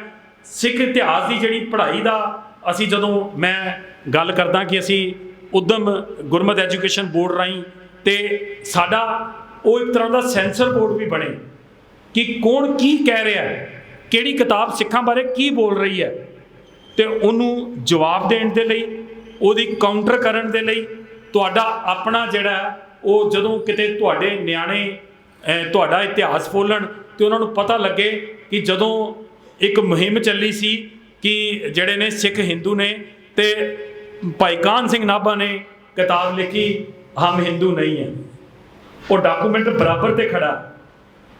ਇੱਦਾਂ ਹੀ ਅੱਜ ਤੁਹਾਡੇ ਕੋਲ ਕੋਈ ਤੁਹਾਡੇ ਖਿਲਾਫ ਡਾਕੂਮੈਂਟ ਆਉਂਦਾ, ਸ਼ਾਇਦ ਅਸੀਂ ਉਹਨੂੰ ਮਿਟਾ ਨਹੀਂ ਸਕਦੇ, ਪਰ ਉਹਦੇ 'ਚੋਂ ਤੁਸੀਂ ਆਪਣਾ ਆਪ ਨੂੰ ਵੱਡਾ ਕਰਕੇ ਕਿਵੇਂ ਵਿਖਾ ਸਕਦੇ ਹੋ, ਇਹ ਕੰਮ ਅਸੀਂ ਕਰਨਾ ਸਾਰਿਆਂ ਨੇ ਰਲ ਕੇ।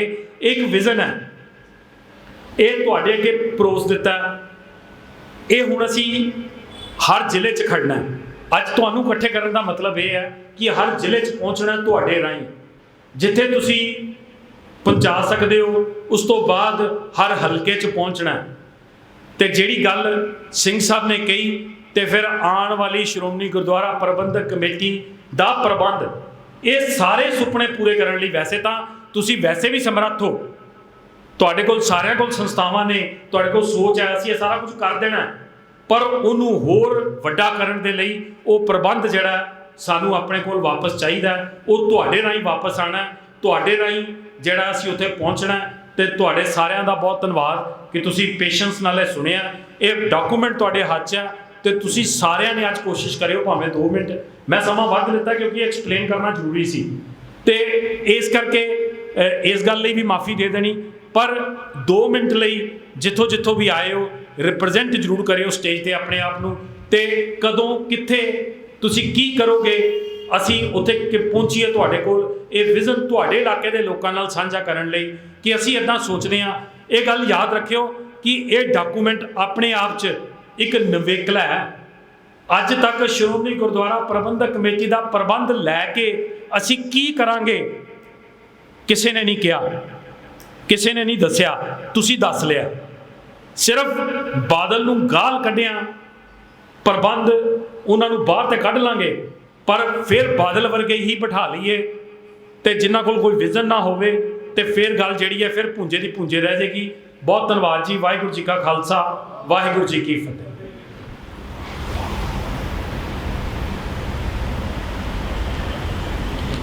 ਬਹੁਤ ਬਹੁਤ ਧੰਨਵਾਦ ਸਰਦਾਰ ਜਸਵਿੰਦਰ ਸਿੰਘ ਜੀ ਦਾ, ਜਿਨ੍ਹਾਂ ਨੇ ਵਿਸਥਾਰ ਨਾਲ ਅੱਜ ਦੇ ਜਿਹੜੇ ਅਸੀਂ ਮੁੱਦੇ ਹੈ ਉਹਨਾਂ ਬਾਰੇ ਵਿਚਾਰ ਪੇਸ਼ ਕੀਤੇ ਹੈ। ਆਸ ਹੈ ਕਿ ਇਹ ਡਿਬੇਟ ਹੁਣ ਤੁਸੀਂ ਤੁਹਾਡੇ ਸਾਰਿਆਂ ਦੇ ਵਿੱਚ ਹੈ ਤੇ ਆਪਾਂ ਇਸ 'ਤੇ ਜਿਹੜੇ ਆਪਣੇ ਵਿਚਾਰ ਰੱਖਾਂਗੇ।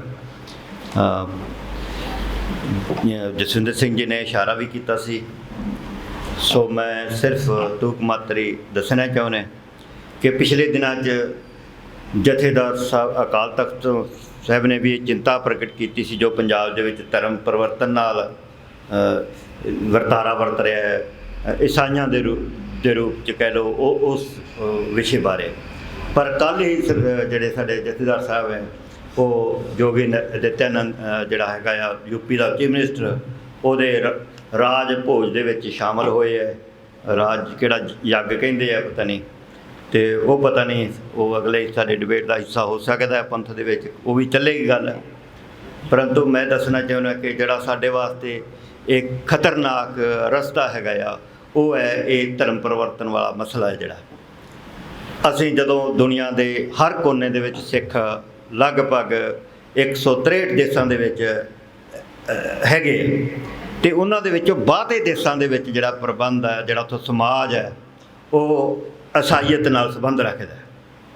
ਅਤੇ ਇਸ ਸਮੇਂ ਦੀ ਸਰਕਾਰ ਜਿਹੜੀ ਕੇਂਦਰ ਦੇ ਵਿੱਚ ਹੈ ਉਹ ਚਾਹੁੰਦੀ ਹੈ ਬਾਕੀ ਸਾਰੀਆਂ ਸਟੇਟਾਂ ਦੇ ਵਿੱਚ ਉਹਨਾਂ ਦੇ ਜਿਹੜੇ RSS ਦੇ ਪ੍ਰਬੰਧਕ ਨੇ ਜਾਂ ਉਹ ਸਾਰੇ ਦੇ ਸਾਰੇ ਜਿਹੜੇ ਉਹ ਕ੍ਰਿਸ਼ਨਾ ਦੇ ਉਲਟ ਨੇ, ਅਤੇ ਪੰਜਾਬ ਦੇ ਵਿੱਚ ਇਸ ਤੋਂ ਉਲਟ ਨੇ। ਪੰਜਾਬ 'ਚ ਉਹ ਚਾਹੁੰਦੇ ਆ ਕਿ ਸਾਡਾ ਕੰਮ ਜਿਹੜਾ RSS ਦੇ ਵਰਕਰ ਸਾਰੇ ਹਿੰਦੁਸਤਾਨ 'ਚ ਕਰ ਰਹੇ ਆ ਉਹ ਸਿੱਖ ਹੀ ਪੰਜਾਬ ਦੇ ਵਿੱਚ ਕਰਨ, ਸਿੱਖਾਂ ਅਤੇ ਈਸਾਈਆਂ ਦਾ ਕਲੈਸ਼ ਹੋਵੇ ਇੱਥੇ।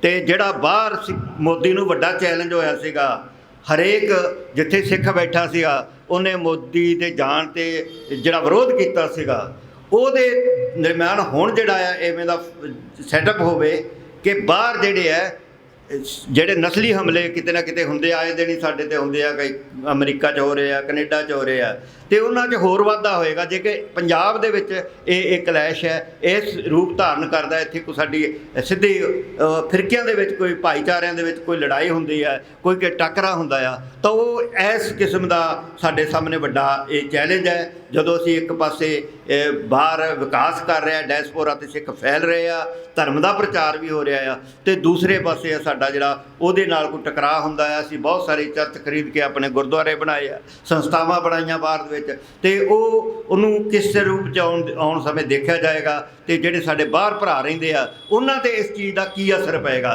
ਕਿਉਂਕਿ ਅਸੀਂ ਸਾਰੇ ਜਾਣਦੇ ਹਾਂ ਜਦੋਂ ਜਿਹੜੇ ਈਸਾਈ ਮਿਸ਼ਨਰੀ ਨੇ ਉਹਨਾਂ ਨੂੰ ਬੇਰਹਿਮੀ ਦੇ ਨਾਲ ਹਿੰਦੂ ਪ੍ਰਚਾਰਕਾਂ ਵੱਲੋਂ ਮਾਰਿਆ ਗਿਆ ਸੀ, ਤੇ ਉਸ ਤੋਂ ਬਾਅਦ ਉਹਨਾਂ ਦੇ ਮੰਦਰਾਂ 'ਤੇ ਕਈ ਦੇਸ਼ਾਂ ਨੇ ਤੇ ਉਹਨਾਂ ਨੂੰ ਜਿਹੜਾ ਅੱਤਵਾਦੀ ਸੰਗਠਨ ਹੈ ਜਿਹੜਾ ਐਲਾਨ ਦਿੱਤਾ ਸੀ। ਤੇ ਸਾਡੇ ਦੇ ਵਿੱਚ ਵੀ ਬਹੁਤ ਸਾਰੀਆਂ ਸੰਪਰਦਾਵਾਂ ਐਵੇਂ ਦੀਆਂ, ਬਹੁਤ ਸਾਰੇ ਸਾਡੇ ਵੀ ਜੋਸ਼ੀਲੇ ਨੌਜਵਾਨਾਂ ਨੇ ਜਥੇਬੰਦੀਆਂ ਬਣਾਈਆਂ ਹੋਈਆਂ। ਜੇ ਕੱਲ੍ਹ ਨੂੰ ਉਹ ਕੋਈ ਕ੍ਰਿਸਚਨ ਦੇ ਨਾਲ ਟਕਰਾਅ ਕਰਕੇ ਕੋਈ ਇਸ ਤਰ੍ਹਾਂ ਦਾ ਇਹ ਘਟਨਾ ਵਾਪਰ ਜਾਂਦੀ ਹੈ, ਤੇ ਦੁਨੀਆ ਭਰ ਦੇ ਬੈਠੇ ਸਿੱਖਾਂ 'ਤੇ ਉਹਦਾ ਕੀ ਅਸਰ ਹੋਏਗਾ। ਇਹ ਸਾਡੇ ਜਿਹੜੇ ਬੁੱਧੀਜੀਵੀ ਹੈ, ਵਿਦਵਾਨ ਹੈ, ਅਸੀਂ ਸਾਰਿਆਂ ਨੂੰ ਸੋਚਣਾ ਚਾਹੀਦਾ ਹੈ ਕਿ ਕੋਈ ਵੀ ਐਕਸ਼ਨ ਕਰਨ ਤੋਂ ਪਹਿਲਾਂ ਉਹਦੇ ਦੁਨੀਆ ਭਰ ਦੇ ਸਿੱਖਾਂ ਦੇ ਵਸਦੇ ਆ ਉਹਨਾਂ ਦੇ ਉੱਤੇ ਕੀ ਅਸਰ ਹੋਏਗਾ, ਇਹਨੂੰ ਧਿਆਨ 'ਚ ਰੱਖਣਾ ਚਾਹੀਦਾ।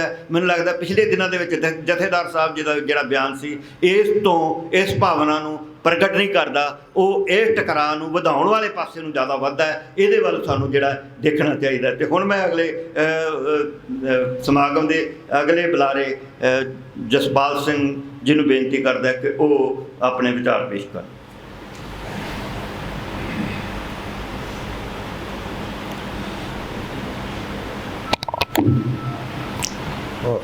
ਗੁਰੂ ਗ੍ਰੰਥ ਸਾਹਿਬ ਦੇ ਹਜ਼ੂਰੀ 'ਚ ਬੈਠੀ ਸੰਗਤ, ਵਾਹਿਗੁਰੂ ਜੀ ਕਾ ਖਾਲਸਾ, ਵਾਹਿਗੁਰੂ ਜੀ ਕੀ ਫਤਿਹ। ਮੈਨੂੰ ਦੋ ਗੱਲਾਂ ਤੇ ਤਿੰਨ ਤੇ ਮੈਂ ਥੋੜ੍ਹਾ ਜਿਹਾ ਗੱਲ ਕਰਨਾ ਚਾਹੂੰਗਾ। ਜਸਵਿੰਦਰ ਸਿੰਘ ਐਡਵੋਕੇਟ ਹੋਰਾਂ ਨੇ ਕਾਫੀ ਲੰਬਾ ਚੌੜਾ ਸਾਰਾ ਜਿਹੜਾ ਪ੍ਰੋਗਰਾਮ ਹੈ ਤਾਲਮੇਲ ਸੰਗਠਨ ਦਾ ਉਹ ਦੇਤਾ ਤੁਹਾਨੂੰ।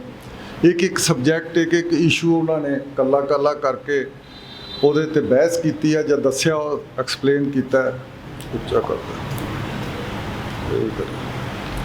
ਪਰ ਮੈਂ ਤਿੰਨ ਮਸਲਿਆਂ 'ਤੇ ਗੱਲ ਕਰੂੰਗਾ। ਇੱਕ ਤਾਂ ਅਕਾਲ ਤਖਤ ਸਾਹਿਬ ਤੇ ਉਹਦਾ ਇੰਸਟੀਟਿਊਸ਼ਨ ਕੀ ਹੋਣਾ ਚਾਹੀਦਾ, ਸੰਸਥਾ ਕਿਸ ਤਰ੍ਹਾਂ ਹੋਣੀ ਚਾਹੀਦੀ ਹੈ, ਜੋ ਸਾਡਾ ਵਿਚਾਰ ਹੈ ਸਾਰਾ ਪਹਿਲਾਂ ਅਸੀਂ ਇਹਦੇ ਬਾਰੇ ਵਿਚਾਰ ਡਿਸਕਸ ਤੇ ਹੋ ਚੁੱਕੇ ਆ।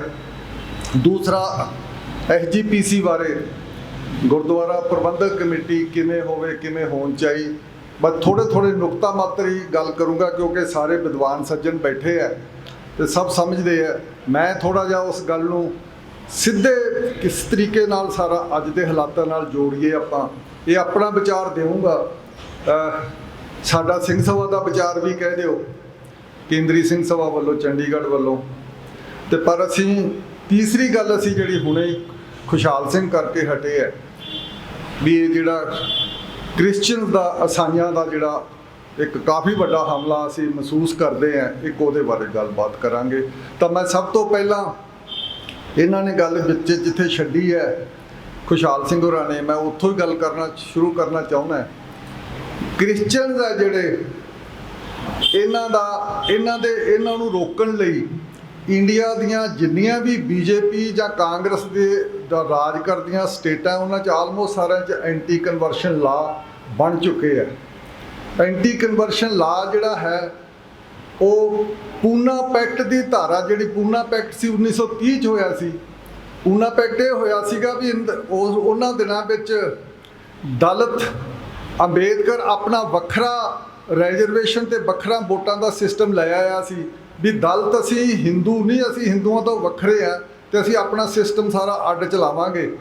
ਤੇ ਸਾਨੂੰ ਮਾਨਤਾ ਉਹਨੂੰ ਆਪਣੇ ਉਸ ਵੇਲੇ ਦੀ ਬ੍ਰਿਟਿਸ਼ ਸਰਕਾਰ ਵੱਲੋਂ, ਬ੍ਰਿਟਿਸ਼ ਪ੍ਰਾਈਮ ਮਿਨਿਸਟਰ ਵੱਲੋਂ ਵੀ ਮਿਲ ਗਈ ਸੀ। ਤਾਂ ਫਿਰ ਇੱਥੇ ਆ ਕੇ ਉਹਦੇ 'ਤੇ ਬਹੁਤ ਪ੍ਰੈਸ਼ਰ ਪੈ ਗਿਆ ਵੀ ਤੂੰ ਜਿਹੜਾ ਇਹ ਸਾਰਾ ਅਧਿਕਾਰ ਲੈ ਆਇਆ ਵੀ ਆਪਣਾ ਵੱਖਰਾ ਹੀ ਇਲੈਕਟੋਰੇਟ ਹੋਊਗਾ ਦਲਿਤ ਦਾ। ਦਲਿਤ ਉਹਦਾ ਚੌਥਾ ਹਿੱਸਾ ਸੀਗੇ, ਉਸ ਵੇਲੇ ਦੀ ਆਬਾਦੀ ਦਾ ਚੌਥਾ ਹਿੱਸਾ ਦਲਿਤ ਸੀ।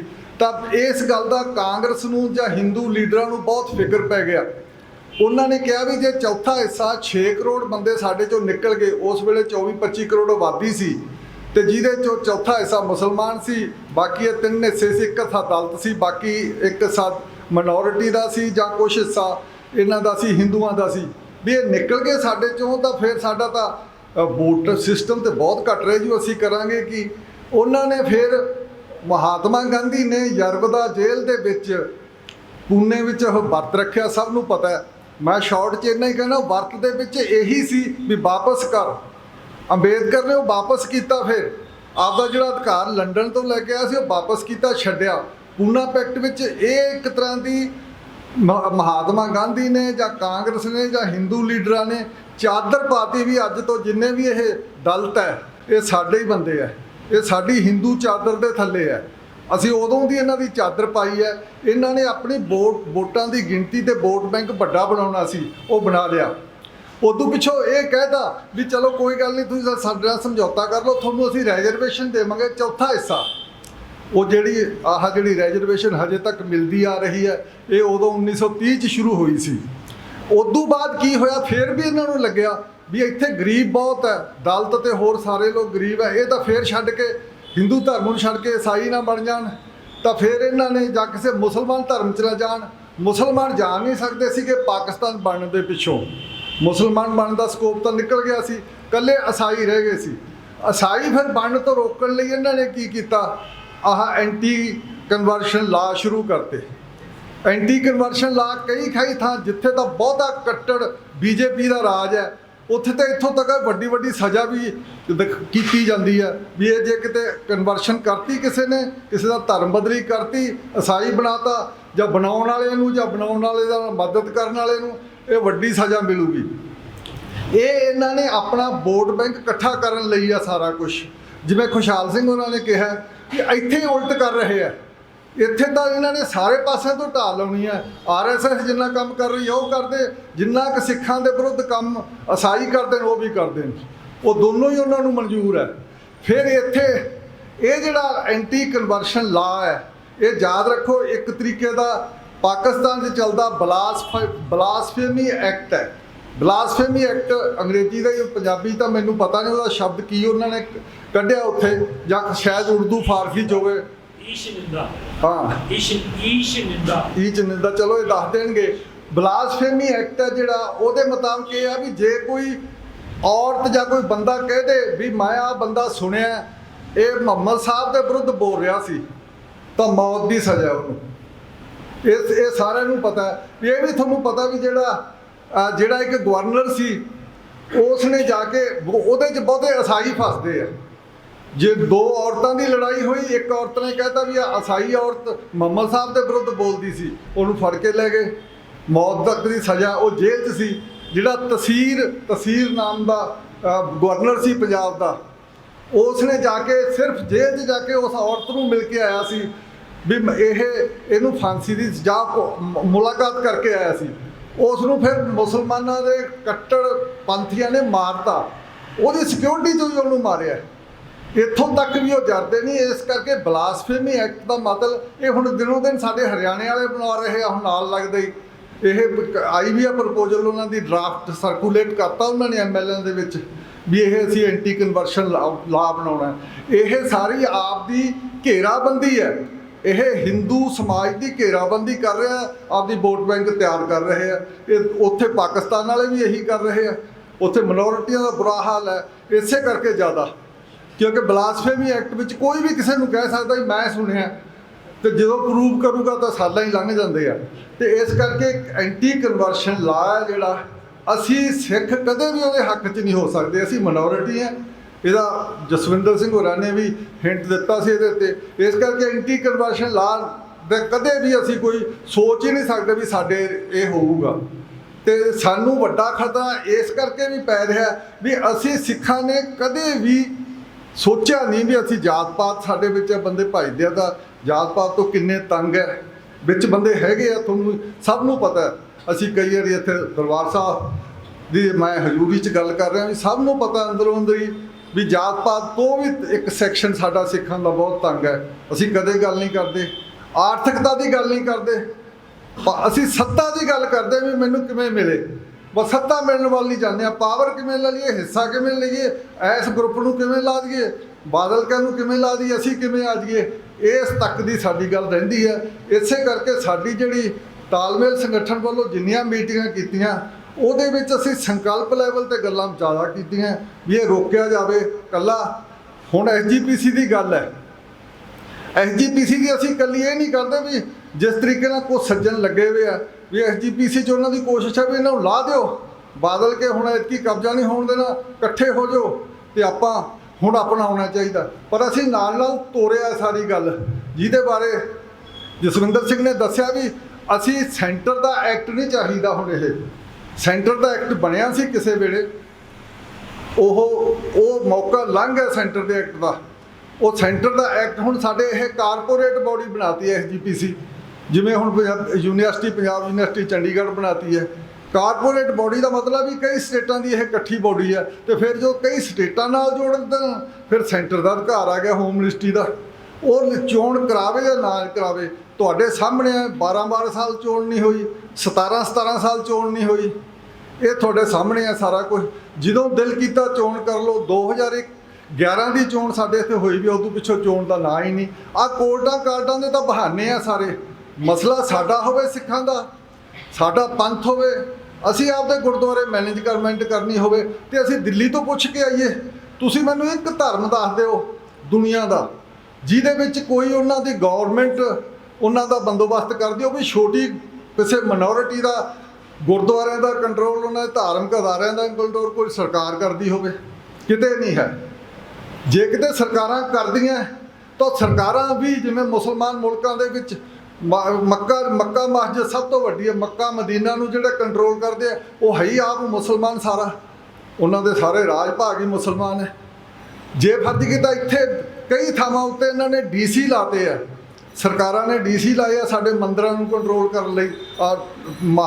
ਹਿਮਾਚਲ ਚੇਰਾ ਵਗੈਰਾ ਉਹ ਤਾਂ ਲਾਇਆ ਵੀ ਸਰਕਾਰ ਵੀ ਉਹਨਾਂ ਦੀ ਹੈ, BJP ਦਾ ਰਾਜ ਹੋਵੇ ਜਾਂ ਕਾਂਗਰਸ ਦਾ ਰਾਜ ਹੋਵੇ, ਮੈਜੋਰਿਟੀ ਤਾਂ ਫਿਰ ਹਿੰਦੂ ਜਿਹੜਾ ਰਹਿਣ ਸਹਿਣ ਦਾ ਢੰਗ ਆ ਜਾਂ ਉਹ ਧਰਮ ਹੈ ਉਸ ਦੀ ਰਾਖੀ ਕਰਨੀ ਹੈ, ਦੋਨਾਂ ਨਹੀਂ। ਇਸ ਕਰਕੇ ਉਹਨਾਂ ਨੂੰ ਮੰਦਰ ਕੰਟਰੋਲ ਕਰਦੀ ਨਹੀਂ। ਸਵਾਲ ਐਕਚੁਅਲੀ ਕੀ ਹੋਇਆ, ਉਹਨਾਂ ਦੇ ਜਿਹੜੇ ਮੰਦਰਾਂ ਵਿੱਚ ਪੁਜਾਰੀ ਬਹੁਤ ਕਈ ਗਲਤ ਗੱਲਾਂ ਹੋ ਰਹੀਆਂ ਸੀ, ਵਾਹਜਾਤੀਆਂ ਹੋ ਰਹੀਆਂ ਸੀ, ਉਹ ਕਈ ਥਾਵਾਂ ਤੇ ਬੜਾ ਉਹਦਾ ਸਾਫ਼ ਹੋ ਗਿਆ, ਠੀਕ ਹੋ ਗਿਆ, ਰਸਤੇ ਬਦਲ ਗਏ, ਪੁਜਾਰੀ ਆਪਣੀਆਂ ਜੇਬਾਂ 'ਚ ਪਾਈ ਜਾਂਦੇ ਸੀ, ਉਹਨਾਂ ਨੇ ਕਈ ਸਹੂਲਤਾਂ ਦੇ ਦਿੱਤੀਆਂ ਜਿਹੜੇ ਸ਼ਰਧਾਲੂ ਜਾਂਦੇ ਆ ਉੱਥੇ। ਇਸ ਕਰਕੇ ਸਾਡਾ ਤਾਂ ਕਦੇ ਸੋਚ ਹੀ ਨਹੀਂ ਸਕਦੇ ਵੀ ਦਿੱਲੀ ਵਿੱਚ ਸਾਡਾ ਕੋਈ ਮਾੜਾ ਮੋਟਾ ਰਾਜ ਆ ਜੂ, ਅਸੀਂ ਕਦੇ ਸੋਚ ਹੀ ਨਹੀਂ ਸਕਦੇ ਇਸ ਤਰੀਕੇ ਨਾਲ, ਇੰਨੀ ਛੋਟੀ ਗਿਣਤੀ ਹੈ। ਇਸ ਕਰਕੇ ਸਾਡਾ ਰਾਜ ਦਾ ਜਿਹੜਾ ਸਾਡਾ ਟੋਟਲ ਸੰਕਲਪ ਹੈ ਉਹ ਤਾਂ ਇਹ ਹੈ ਵੀ ਸਾਡਾ ਸਿੱਖਾਂ ਦਾ ਧਾਰਮਿਕ ਅਦਾਰੇ ਸਾਰੇ ਸਿੱਖਾਂ ਰਾਹੀਂ ਮੈਨੇਜ ਹੋਣ, ਸਿੱਖੀ ਦੇ ਸਾਰੇ ਅਦਾਰਿਆਂ ਨੂੰ ਸਿੱਖ ਹੀ ਖੁਦ ਮੈਨੇਜ ਕਰਨ। ਜੇ ਉਹ ਇਸ ਦੇ ਸਮਰੱਥ ਨਹੀਂ ਤਾਂ ਸਿੱਖ ਕਿਵੇਂ ਕਹਿ ਸਕਦੇ ਹਾਂ ਅਸੀਂ ਵੀ ਜੋ ਆਪਦੇ ਅਦਾਰੇ ਨਹੀਂ ਉਹ ਮੈਨੇਜ ਕਰ ਸਕਦੇ। ਕੌਣ ਹੁੰਦਾ ਕਿ ਦਿੱਲੀ ਦੀ ਹੋਮ ਮਿਨਿਸਟਰੀ ਵਿੱਚ ਬੈਠਾ ਇੱਕ ਬਾਬੂ, ਇੱਕ IAS ਅਫਸਰ, ਉਹਨੂੰ ਬਹੁਤਾ ਪਤਾ ਵੀ ਸਿੱਖੀ ਕੀ ਹੈ। ਇਸ ਕਰਕੇ ਸਾਨੂੰ ਇਹ ਪਹਿਲਾ ਅਦਾਰਾ ਤਾਂ ਸਾਨੂੰ ਇਹ ਵੀ ਅਸੀਂ ਕਰਨਾ। ਅਸੀਂ ਫਿਲਹਾਲ ਇਹਨਾਂ ਨੇ ਥੋੜ੍ਹਾ ਜਿਹਾ ਹਿੰਟ ਕੀਤਾ, ਮੈਂ ਕਲੀਅਰ ਕਰਨਾ ਚਾਹੁੰਦਾ, ਫਿਲਹਾਲ ਸਾਨੂੰ ਪਤਾ ਵੀ ਜਿੰਨੀ ਸਾਡੀ ਸਮਰੱਥਾ ਹੈ ਉਹਦੇ ਮੁਤਾਬਕ ਅਸੀਂ ਇੱਕੋ ਦਮ ਨਹੀਂ ਕਹਿ ਸਕਦੇ ਵੀ ਅਸੀਂ ਹੁਣ ਆਪ ਹੀ ਚੋਣ ਕਰਾਵਾਂਗੇ ਜੀ, ਇਸ ਤੱਕ ਕਬਜ਼ਾ ਕਰਕੇ ਕਰਾਂਗੇ ਸਾਰਾ ਕੁਝ। ਇਹ ਅਸੀਂ ਸਿਚੁਏਸ਼ਨ ਦੇ ਮੁਤਾਬਕ, ਹਾਲਾਤ ਮੁਤਾਬਕ, ਸਮਰੱਥਾ ਮੁਤਾਬਕ ਅਸੀਂ ਇਹ ਸੋਚਿਆ। ਸਭ ਤੋਂ ਪਹਿਲਾਂ ਅਸੀਂ ਮੰਗ ਪੁੱਟ ਕੀਤੀ ਹੈ, ਪੇਸ਼ ਕਰਦੇ ਹਾਂ ਵੀ ਹੁਣ ਇਹਦੀ ਜਿਹੜੀ ਚੋਣ ਹੈ ਉਹ ਚੰਡੀਗੜ੍ਹ ਤੋਂ ਤੇ ਪੰਜਾਬ ਗੌਰਮੈਂਟ ਕਰਾਵੇ। 155 ਸ਼੍ਰੋਮਣੀ ਕਮੇਟੀ ਦੇ ਐਗਜ਼ੈਕਟ ਨੰਬਰ ਨਾ ਹੋਵੇ, ਮੈਂ ਸਹੀ ਨੰਬਰ ਨਾ ਦੱਸ ਸਕਦਾ ਹੋਵਾਂ, 155 12 ਮੈਂਬਰ ਹੀ ਸਿਰਫ ਹਰਿਆਣਾ 'ਚੋਂ ਬਣਦੇ ਸੀਗੇ, ਇੱਕ ਹਿਮਾਚਲ ਤੋਂ ਆਉਂਦਾ, ਇੱਕ ਚੰਡੀਗੜ੍ਹ ਤੋਂ ਆਉਂਦਾ, ਬਾਕੀ 155 ਦੇ ਨੇੜੇ ਤੇ ਜਾਂ 50 ਦੇ ਨੇੜੇ ਤੇ 150 SGPC ਦਾ ਮੈਂਬਰ ਪੰਜਾਬ 'ਚੋਂ ਚੁਣਿਆ ਜਾਂਦਾ। ਫਿਰ ਉਹ ਕੌਣ ਹੁੰਦੇ ਦਿੱਲੀ ਵਾਲੇ ਕਰਾਉਣ ਵਾਲਾ ਸਾਡੀ ਚੋਣ। ਇਸ ਕਰਕੇ ਅਸੀਂ ਪੰਜਾਬ ਵੱਲ ਸਾਡਾ ਇਹ ਬੜਾ ਜ਼ੋਰ ਨਾਲ ਹੈ ਇੱਕ ਮਤਾ। ਦੂਜੀ ਗੱਲ ਇਹ ਹੋਰ ਜਿਹੜੀ ਮੈਂ ਖਾਸ ਕਰਕੇ ਕਹਿਣਾ ਚਾਹੁੰਦਾ ਵੀ ਇਹ ਜਿਹੜਾ ਸਾਡਾ ਚੋਣ ਦਾ ਸੀ ਸਾਰਾ ਪ੍ਰਬੰਧ, ਚੋਣ ਦਾ ਸਿਸਟਮ ਹੈ, ਉਹ ਘੱਟੋ ਘੱਟ ਸਾਡਾ ਐਕਟ ਵੀ ਸਾਡਾ 100 ਸਾਲ ਪੁਰਾਣਾ ਹੈ, ਪਰ ਚੋਣ ਦਾ ਜਿਹੜਾ ਸਿਸਟਮ ਹੈ ਉਹ ਤਾਂ ਘੱਟੋ ਘੱਟ 150 ਸਾਲ ਪੁਰਾਣਾ ਹੈ, ਜਿਹਨੂੰ ਫਸਟ ਪਾਸਟ ਦਾ ਪੋਸਟ ਕਹਿੰਦੇ ਆ। ਉਹ ਅੰਗਰੇਜ਼ ਲਿਆਏ ਸੀ ਇੱਥੇ, ਜਿਹਦੇ ਵਿੱਚ ਹੁੰਦਾ ਵੀ ਜਿਹੜਾ 31 ਲੈ ਗਿਆ ਵੋਟਾਂ ਦਾ 31 ਲੈ ਗਿਆ, ਉਹ ਜਿੱਤ ਗਿਆ। ਜਿਹੜਾ 30 ਤੇ ਰਹਿ ਗਿਆ ਉਹ ਹਾਰ ਗਿਆ, ਨੰਬਰ 2 ਤੇ ਆ ਗਿਆ। 31 ਵਾਲੇ ਦੀ ਸਾਰੀ ਗੱਲ ਚੱਲੂ, ਥੱਲੇ ਵਾਲੇ 5-6 ਬੰਦੇ, ਕੋਈ 30 ਲੈ ਗਿਆ, ਕੋਈ 28 ਲੈ ਗਿਆ ਵੋਟਾਂ, ਕੋਈ 27 ਲੈ ਗਿਆ, ਉਹਨਾਂ ਦੀ ਕੋਈ ਗੱਲ ਨਹੀਂ। ਇਹ ਜਿਹੜਾ ਸਿਸਟਮ ਹੈ ਇਹ ਬਹੁਤ ਹੀ ਮਾੜਾ ਸਿਸਟਮ ਹੈ। 80 ਦੁਨੀਆ ਦੇ ਮੁਲਕਾਂ ਨੇ ਇਹਨੂੰ ਬਦਲਤਾ। 80 ਮੁਲਕਾਂ ਨੇ ਹੁਣ ਕਿਤੇ ਨਹੀਂ ਛੱਡਿਆ। ਜਿਹੜੀ ਵੀ ਡੈਮੋਕ੍ਰੇਟਿਕ ਕੰਟਰੀ ਹੈ ਉਹਨਾਂ ਬਾਰੇ ਡਿਟੇਲ ਆਈ ਵੀ ਹੈ। ਉਹਨਾਂ ਨੇ ਜਿਹੜਾ ਪ੍ਰਪੋਰਸ਼ਨਲ ਰਿਪਰੈਜ਼ੈਂਟੇਟਿਵ ਸਿਸਟਮ ਬਣਾਤਾ, ਉਹਦੇ ਵਿੱਚ ਵੀ ਕਈ ਵੰਨਗੀਆਂ ਜਿਹੜੀ ਸਾਨੂੰ ਠੀਕ ਲੱਗੇ। ਉਹ ਸਭ ਤੋਂ ਜ਼ਿਆਦਾ ਪ੍ਰਤੀਨਿਧਤਾ ਦੇਣ ਵਾਲਾ ਉਹ ਸਿਸਟਮ ਹੈ। ਇੱਕ ਛੋਟਾ ਜਿਹਾ ਕੋਈ ਸੈਕਟ ਹੋਵੇ, ਸਾਡੇ ਸਿੱਖਾਂ 'ਚ ਅਸੀਂ ਇਹ ਨਹੀਂ ਕਹਿ ਸਕਦੇ ਵੀ ਜੇ ਕੋਈ ਇੱਕ ਦੂਜੇ ਨਾਲ ਸਹਿਮਤ ਨਹੀਂ, ਵੀ ਤੂੰ ਸਹਿਮਤ ਨਹੀਂ ਆ, ਤੈਨੂੰ ਸਹਿਮਤ ਹੋਣਾ ਪਊਗਾ, ਇਹ ਗੱਲ ਨਹੀਂ। 2% ਕੋਈ ਸਾਡੇ ਵੋਟਾਂ ਵਾਲਾ ਵੀ ਫਿਰਕਾ ਹੈ, ਅਸੀਂ ਉਹਨੂੰ ਵੀ ਪ੍ਰਤੀਨਿਧਤਾ ਦੇਣੀ ਹੈ। ਇਸ ਕਰਕੇ ਇਹ ਪ੍ਰਤੀਨਿਧਤਾ ਤਾਂ ਹੀ ਹੋ ਸਕਦੀ ਹੈ ਜੇ ਅਸੀਂ ਘੱਟ ਤੋਂ ਘੱਟ ਇਹ ਸਿਸਟਮ ਨੂੰ ਜਿਹੜਾ ਹੁਣ ਚੱਲਦਾ ਚੋਣਾਂ ਦਾ ਸਿਸਟਮ, ਇਹਨੂੰ ਬਦਲ ਕੇ ਅਸੀਂ PR ਸਿਸਟਮ ਕਰਾਂਗੇ, ਅਸੀਂ ਪਬਲਿਕ ਰਿਪਰੈਜ਼ੈਂਟੇਟਿਵ ਸਿਸਟਮ ਕਰਾਂਗੇ। ਆ ਜਿਹੜੀ ਪਹਿਲੀਆਂ ਚੋਣਾਂ ਹੋਈਆਂ ਸੀਗੀਆਂ ਉਹਦੇ ਵਿੱਚ ਬਾਦਲ ਸਾਹਿਬ ਲੈ ਕੇ ਗਏ ਸੀ 54% ਵੋਟਾਂ, ਸੀਟਾਂ 46% ਵਿਰੋਧੀ ਲੈ ਕੇ ਗਏ ਸੀ। ਤੇ ਬਾਦਲ ਸਾਹਿਬ ਦੇ 135 SGPC ਮੈਂਬਰ ਜਿੱਤੇ ਸੀ ਤੇ ਦੂਜਿਆਂ ਦੇ ਕੁੱਲ 35। 46 ਤੇ 54 ਦਾ ਕਿੰਨਾ ਕੁ ਫਰਕ ਹੈ? 46% ਵੋਟਾਂ ਸਿੱਖਾਂ ਦੀਆਂ ਲੈਣ ਵਾਲਿਆਂ ਦੀ ਕੋਈ ਹੁਣ ਤੱਕ ਪਿਛਲੇ 11-12 ਸਾਲਾਂ 'ਚ ਕੋਈ ਅਹਿਮੀਅਤ ਨਹੀਂ ਹੈ। ਇਸ ਕਰਕੇ ਇਸ ਕਿਸਮ ਦੇ ਸਿਸਟਮ ਨੂੰ ਅਸੀਂ ਬਦਲਣਾ ਚਾਹੁੰਦੇ ਹਾਂ। ਤੇ ਦੂਸਰਾ ਸਿਸਟਮ ਇਹ ਹੈ, ਸਾਨੂੰ ਅਕਾਲ ਤਖਤ ਦੇ ਜਥੇਦਾਰ ਬਾਰੇ ਦੇਖੋ। ਇਹ ਸਾਡਾ ਬਿਲਕੁਲ ਸਮਝ ਹੈ ਸਾਡੀ ਪੱਕੀ ਬਣੀ ਹੋਈ, ਤੇ ਤੁਸੀਂ ਜੇ ਕੋਈ ਕਿਸੇ ਨੇ ਕੋਈ ਇਹਦੇ ਤੇ ਵਿਚਾਰ ਵੀ ਦੇਣਾ ਹੋਇਆ ਆਪਣਾ ਜ਼ਰੂਰ ਦੇਵੇ। ਜਿਹੜਾ SGPC ਹੈ ਮੈਨੇਜਮੈਂਟ ਕਮੇਟੀ ਹੈ, ਨਾ ਵੀ ਮੈਨੇਜਮੈਂਟ ਹੈ, ਪ੍ਰਬੰਧਕ ਕਮੇਟੀ ਹੈ। ਦਿੱਲੀ ਵਾਲਿਆਂ ਦਾ ਤਾਂ ਕਲੀਅਰ ਹੈ ਵੀ ਗੁਰਦੁਆਰਾ ਮੈਨੇਜਮੈਂਟ ਕਮੇਟੀ ਕਿਹਾ ਜਾਂਦਾ ਉੱਥੇ। ਤੇ ਮੈਨੇਜਮੈਂਟ ਕਮੇਟੀ ਦਾ ਮਤਲਬ ਇਹ ਹੈ ਵੀ ਮੈਨੇਜਮੈਂਟ ਦਾ ਮਤਲਬ ਉਹਨਾਂ ਨੇ ਫੰਡ ਮੈਨੇਜ ਕਰਨੇ ਆ, ਸਿਸਟਮ ਨੂੰ ਮੈਨੇਜ ਕਰਨਾ ਹੈ, ਉਹਦਾ ਬੰਦੋਬਸਤ ਤੇ ਪ੍ਰਬੰਧ ਕਰਨਾ ਹੈ। ਧਰਮ ਉਹਦੇ 'ਚ ਤੀਜੇ ਥਾਂ ਤੇ ਆਪਦੀ ਥੋੜ੍ਹੀ ਜਿਹੀ ਵੈਲਿਡਿਟੀ, ਆਪਦੀ ਥੋੜ੍ਹੀ ਜਿਹੀ ਲੋਕਾਂ 'ਚ ਲੱਗੇ ਵੀ ਅਸੀਂ ਧਾਰਮਿਕ ਬੌਡੀ ਹੈ, ਉਹ ਜੋੜ ਲਿਆ ਗਿਆ। ਤੇ ਉਹ ਫਿਰ ਹੌਲੀ ਹੌਲੀ ਉਹ ਵੀ ਜੋੜੇ। ਸਕੂਲਾਂ ਦਾ ਬੁਰਾ ਹਾਲ ਹੋ ਗਿਆ, ਜਿਹੜੇ ਉੱਥੇ ਜਿੰਨੇ ਸਕੂਲ ਸੀਗੇ ਗੁਰੂ ਹਰਕ੍ਰਿਸ਼ਨ ਪਬਲਿਕ ਸਕੂਲ, ਸਭ ਦਾ ਬੁਰਾ ਹਾਲ ਇਸੇ ਕਰਕੇ ਹੋ ਗਿਆ। ਇੰਨੇ ਵਧੀਆ ਪ੍ਰਾਈਮ ਲੋਕੇਸ਼ਨ ਤੇ ਦਿੱਲੀ 'ਚ ਸੀਗੇ। ਤੇ ਇਸ ਕਰਕੇ ਸਾਨੂੰ ਜਿਹੜਾ ਚਾਹੀਦਾ ਵੀ ਇਹ ਕਿਸ ਲੈਵਲ ਤੇ ਹੋਵੇ। ਤੇ ਸਾਨੂੰ ਇਹ ਜ਼ਰੂਰ ਹੈ ਐਕਟ ਦੇ ਵਿੱਚ ਤਬਦੀਲੀ ਅਸੀਂ SGPC ਦੀ ਕਰਨੀ ਹੈ। SGPC ਦਾ ਜਿਹੜਾ ਗੁਰਦੁਆਰਾ ਐਕਟ ਹੈ 1925 ਦਾ, ਇਹ 25 ਦੇ ਐਕਟ ਉੱਤੇ 2 ਧਿਰਾਂ ਬਣ ਗਈਆਂ ਸੀ। ਇੱਕ ਧਿਰ ਕਹਿੰਦੀ ਸੀ ਅਸੀਂ ਮੰਨਣਾ ਨਹੀਂ, ਇੱਕ ਧਿਰ ਕਹਿੰਦੀ ਸੀ ਅਸੀਂ ਮੰਨ ਲੈਣਾ। ਮੰਨਣ ਵਾਲੇ ਜਿਹੜੇ ਸਰਕਾਰ ਨਾਲ ਜੁੜੇ ਸੀ ਉਹ ਮੰਨ ਲਏ ਸੀ, ਉਹਨਾਂ ਨੇ ਉਹ ਬਾਹਰ ਆ ਗਏ ਸੀ, ਉਹਨਾਂ ਨੇ ਤਾਂ SGPC ਕਮੇਟੀ ਬਣਾ ਲਈ ਸੀ, ਅਹੁਦੇਦਾਰੀਆਂ ਲੈ ਲਈਆਂ ਸੀ। ਦੂਜੇ ਬੰਦੇ 1 ਸਾਲ ਦੇ ਬਾਅਦ ਮਗਰੋਂ ਆਏ ਆ, 1 ਸਾਲ ਹੋਰ ਜੇਲ੍ਹ 'ਚ ਰਹੇ ਆ। ਉਹ ਵੀ ਬੜੇ ਮਨਾਏ ਮਨੂਏ ਗਏ, ਕਿਸੇ ਨੂੰ ਕਿਸੇ ਤਰੀਕੇ ਨਾਲ ਲਾਲਚ ਲੋਭ ਦੇ ਕੇ ਜਾਂ ਕਿਸੇ ਪ੍ਰੈਸ਼ਰ ਪਾ ਕੇ ਉਹ ਲੈ ਕੇ ਆਏ। ਇਸ ਕਰਕੇ ਗੁਰਦੁਆਰਾ ਐਕਟ ਸਾਨੂੰ ਉਦੋਂ ਵੀ ਮਨਜ਼ੂਰ ਨਹੀਂ ਸੀ, ਇਹਦੀ ਰੂਹ ਹੀ ਨਹੀਂ ਹੈ ਸਿੱਖ। ਦੇਖੋ ਅਸੀਂ ਇਸ ਦੇ ਬਾਰੇ ਕਲੀਅਰ ਹੈ ਵੀ ਸੰਗਤੀ ਪ੍ਰਬੰਧ ਚਾਹੀਦਾ, ਇਹ ਆਫੀਸ਼ੀਅਲ ਪ੍ਰਬੰਧ ਨਹੀਂ ਚਾਹੀਦਾ। ਇਹ ਸਰਕਾਰਾਂ 'ਚ ਹੁੰਦਾ ਵੀ ਤੁਸੀਂ ਆ ਬੰਦੇ IAS ਚੁਣ ਲਏ, ਫਲਾਣੇ ਚੁਣ ਲਏ, ਮਿਨਿਸਟਰ ਆ ਗਏ ਤੇ ਉਹਨਾਂ ਪ੍ਰਬੰਧ ਕਰੋ। ਇਹ ਸੰਗਤੀ ਪ੍ਰਬੰਧਤ ਹੈ। ਇੱਥੇ ਕੋਈ ਨੇੜੇ ਜਾ ਕੇ ਦਿਖਾਵੇ SGPC ਦੇ, ਕੋਈ ਬਾਹਰਲਾ ਬੰਦਾ ਜਾ ਕੇ ਪੁੱਛ ਕੇ ਦੇਖੇ ਕਿਸ ਤਰ੍ਹਾਂ ਦਾ। ਇਸ ਕਰਕੇ ਅਸੀਂ ਸੰਗਤੀ ਪ੍ਰਬੰਧ ਦੀ ਰੂਹ ਦੇ ਲਈ ਉਸੇ ਕਿਸਮ ਦੀ ਅਮੈਂਡਮੈਂਟ ਵੀ ਕਰਾਉਣਾ ਚਾਹੁੰਦੇ ਹਾਂ। ਇਸ ਕਰਕੇ ਅਸੀਂ ਇਸ SGPC ਨੂੰ ਦੇ ਲਈ ਚੋਣ ਲੜਨ ਲਈ ਤਿਆਰ, ਇਕੱਲੇ ਪੋਜੀਸ਼ਨਾਂ ਲੈਣ ਲਈ ਨਹੀਂ, ਕਬਜ਼ਾ ਕਰਨ ਲਈ ਨਹੀਂ, ਅਸੀਂ ਆ ਸਾਰੀਆਂ ਤਬਦੀਲੀਆਂ ਸਾਡਾ ਮੁੱਖ ਹੈ।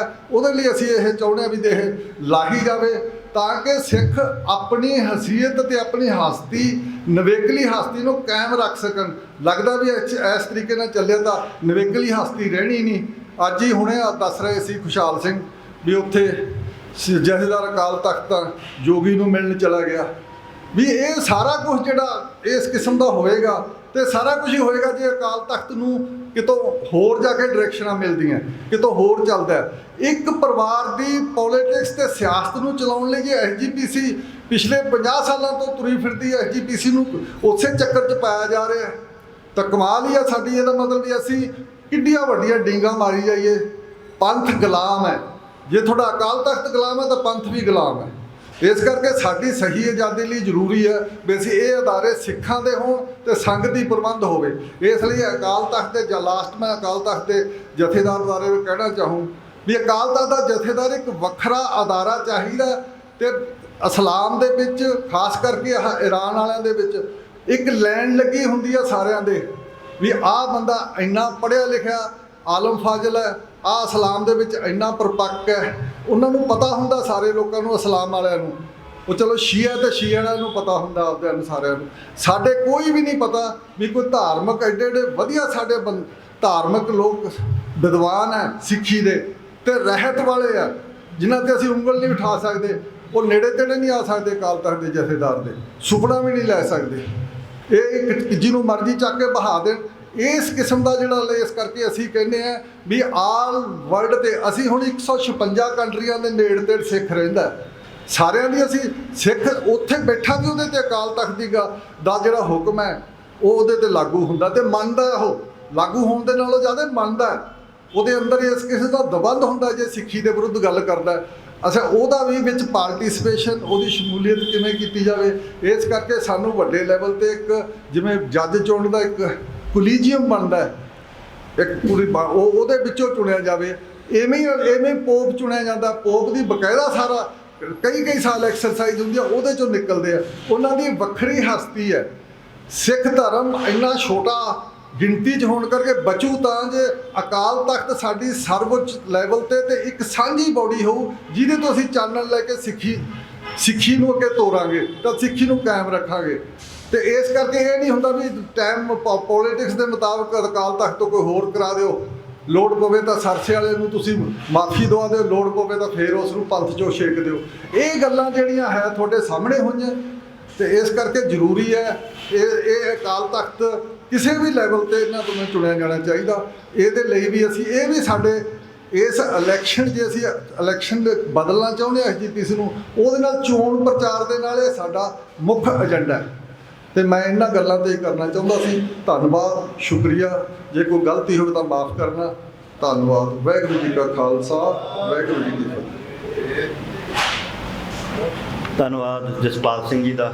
ਸਾਡੇ ਜਿਹੜੇ ਅੱਜ ਦਾ ਸਮਾਗਮ ਹੈ ਇਹਦੇ ਵੱਡੇ ਜਿਹੜੇ ਵਿਖਿਆਨ ਸੀ ਹੋ ਚੁੱਕੇ ਹੈ ਤੇ ਹੁਣ ਅਸੀਂ ਡਿਬੇਟ ਦੇ ਅਗਲੇ ਪੜਾਅ ਵੱਲ ਵਧਦੇ ਹਾਂ। ਸੋ ਮੈਂ ਸਭ ਤੋਂ ਪਹਿਲਾਂ ਬੇਨਤੀ ਕਰਾਂਗਾ, ਸਾਡੇ ਵਿੱਚ ਪਰਮਜੀਤ ਸਿੰਘ ਜੀ ਚੰਡੀਗੜ੍ਹ ਤੋਂ ਆਏ ਹੈ ਕਿ ਉਹ ਇਸ ਡਿਬੇਟ ਨੂੰ ਜਿਹੜਾ ਹੈ ਅੱਗੇ ਚਲਾਉਣ। ਵਾਹਿਗੁਰੂ ਜੀ ਕਾ ਖਾਲਸਾ, ਵਾਹਿਗੁਰੂ।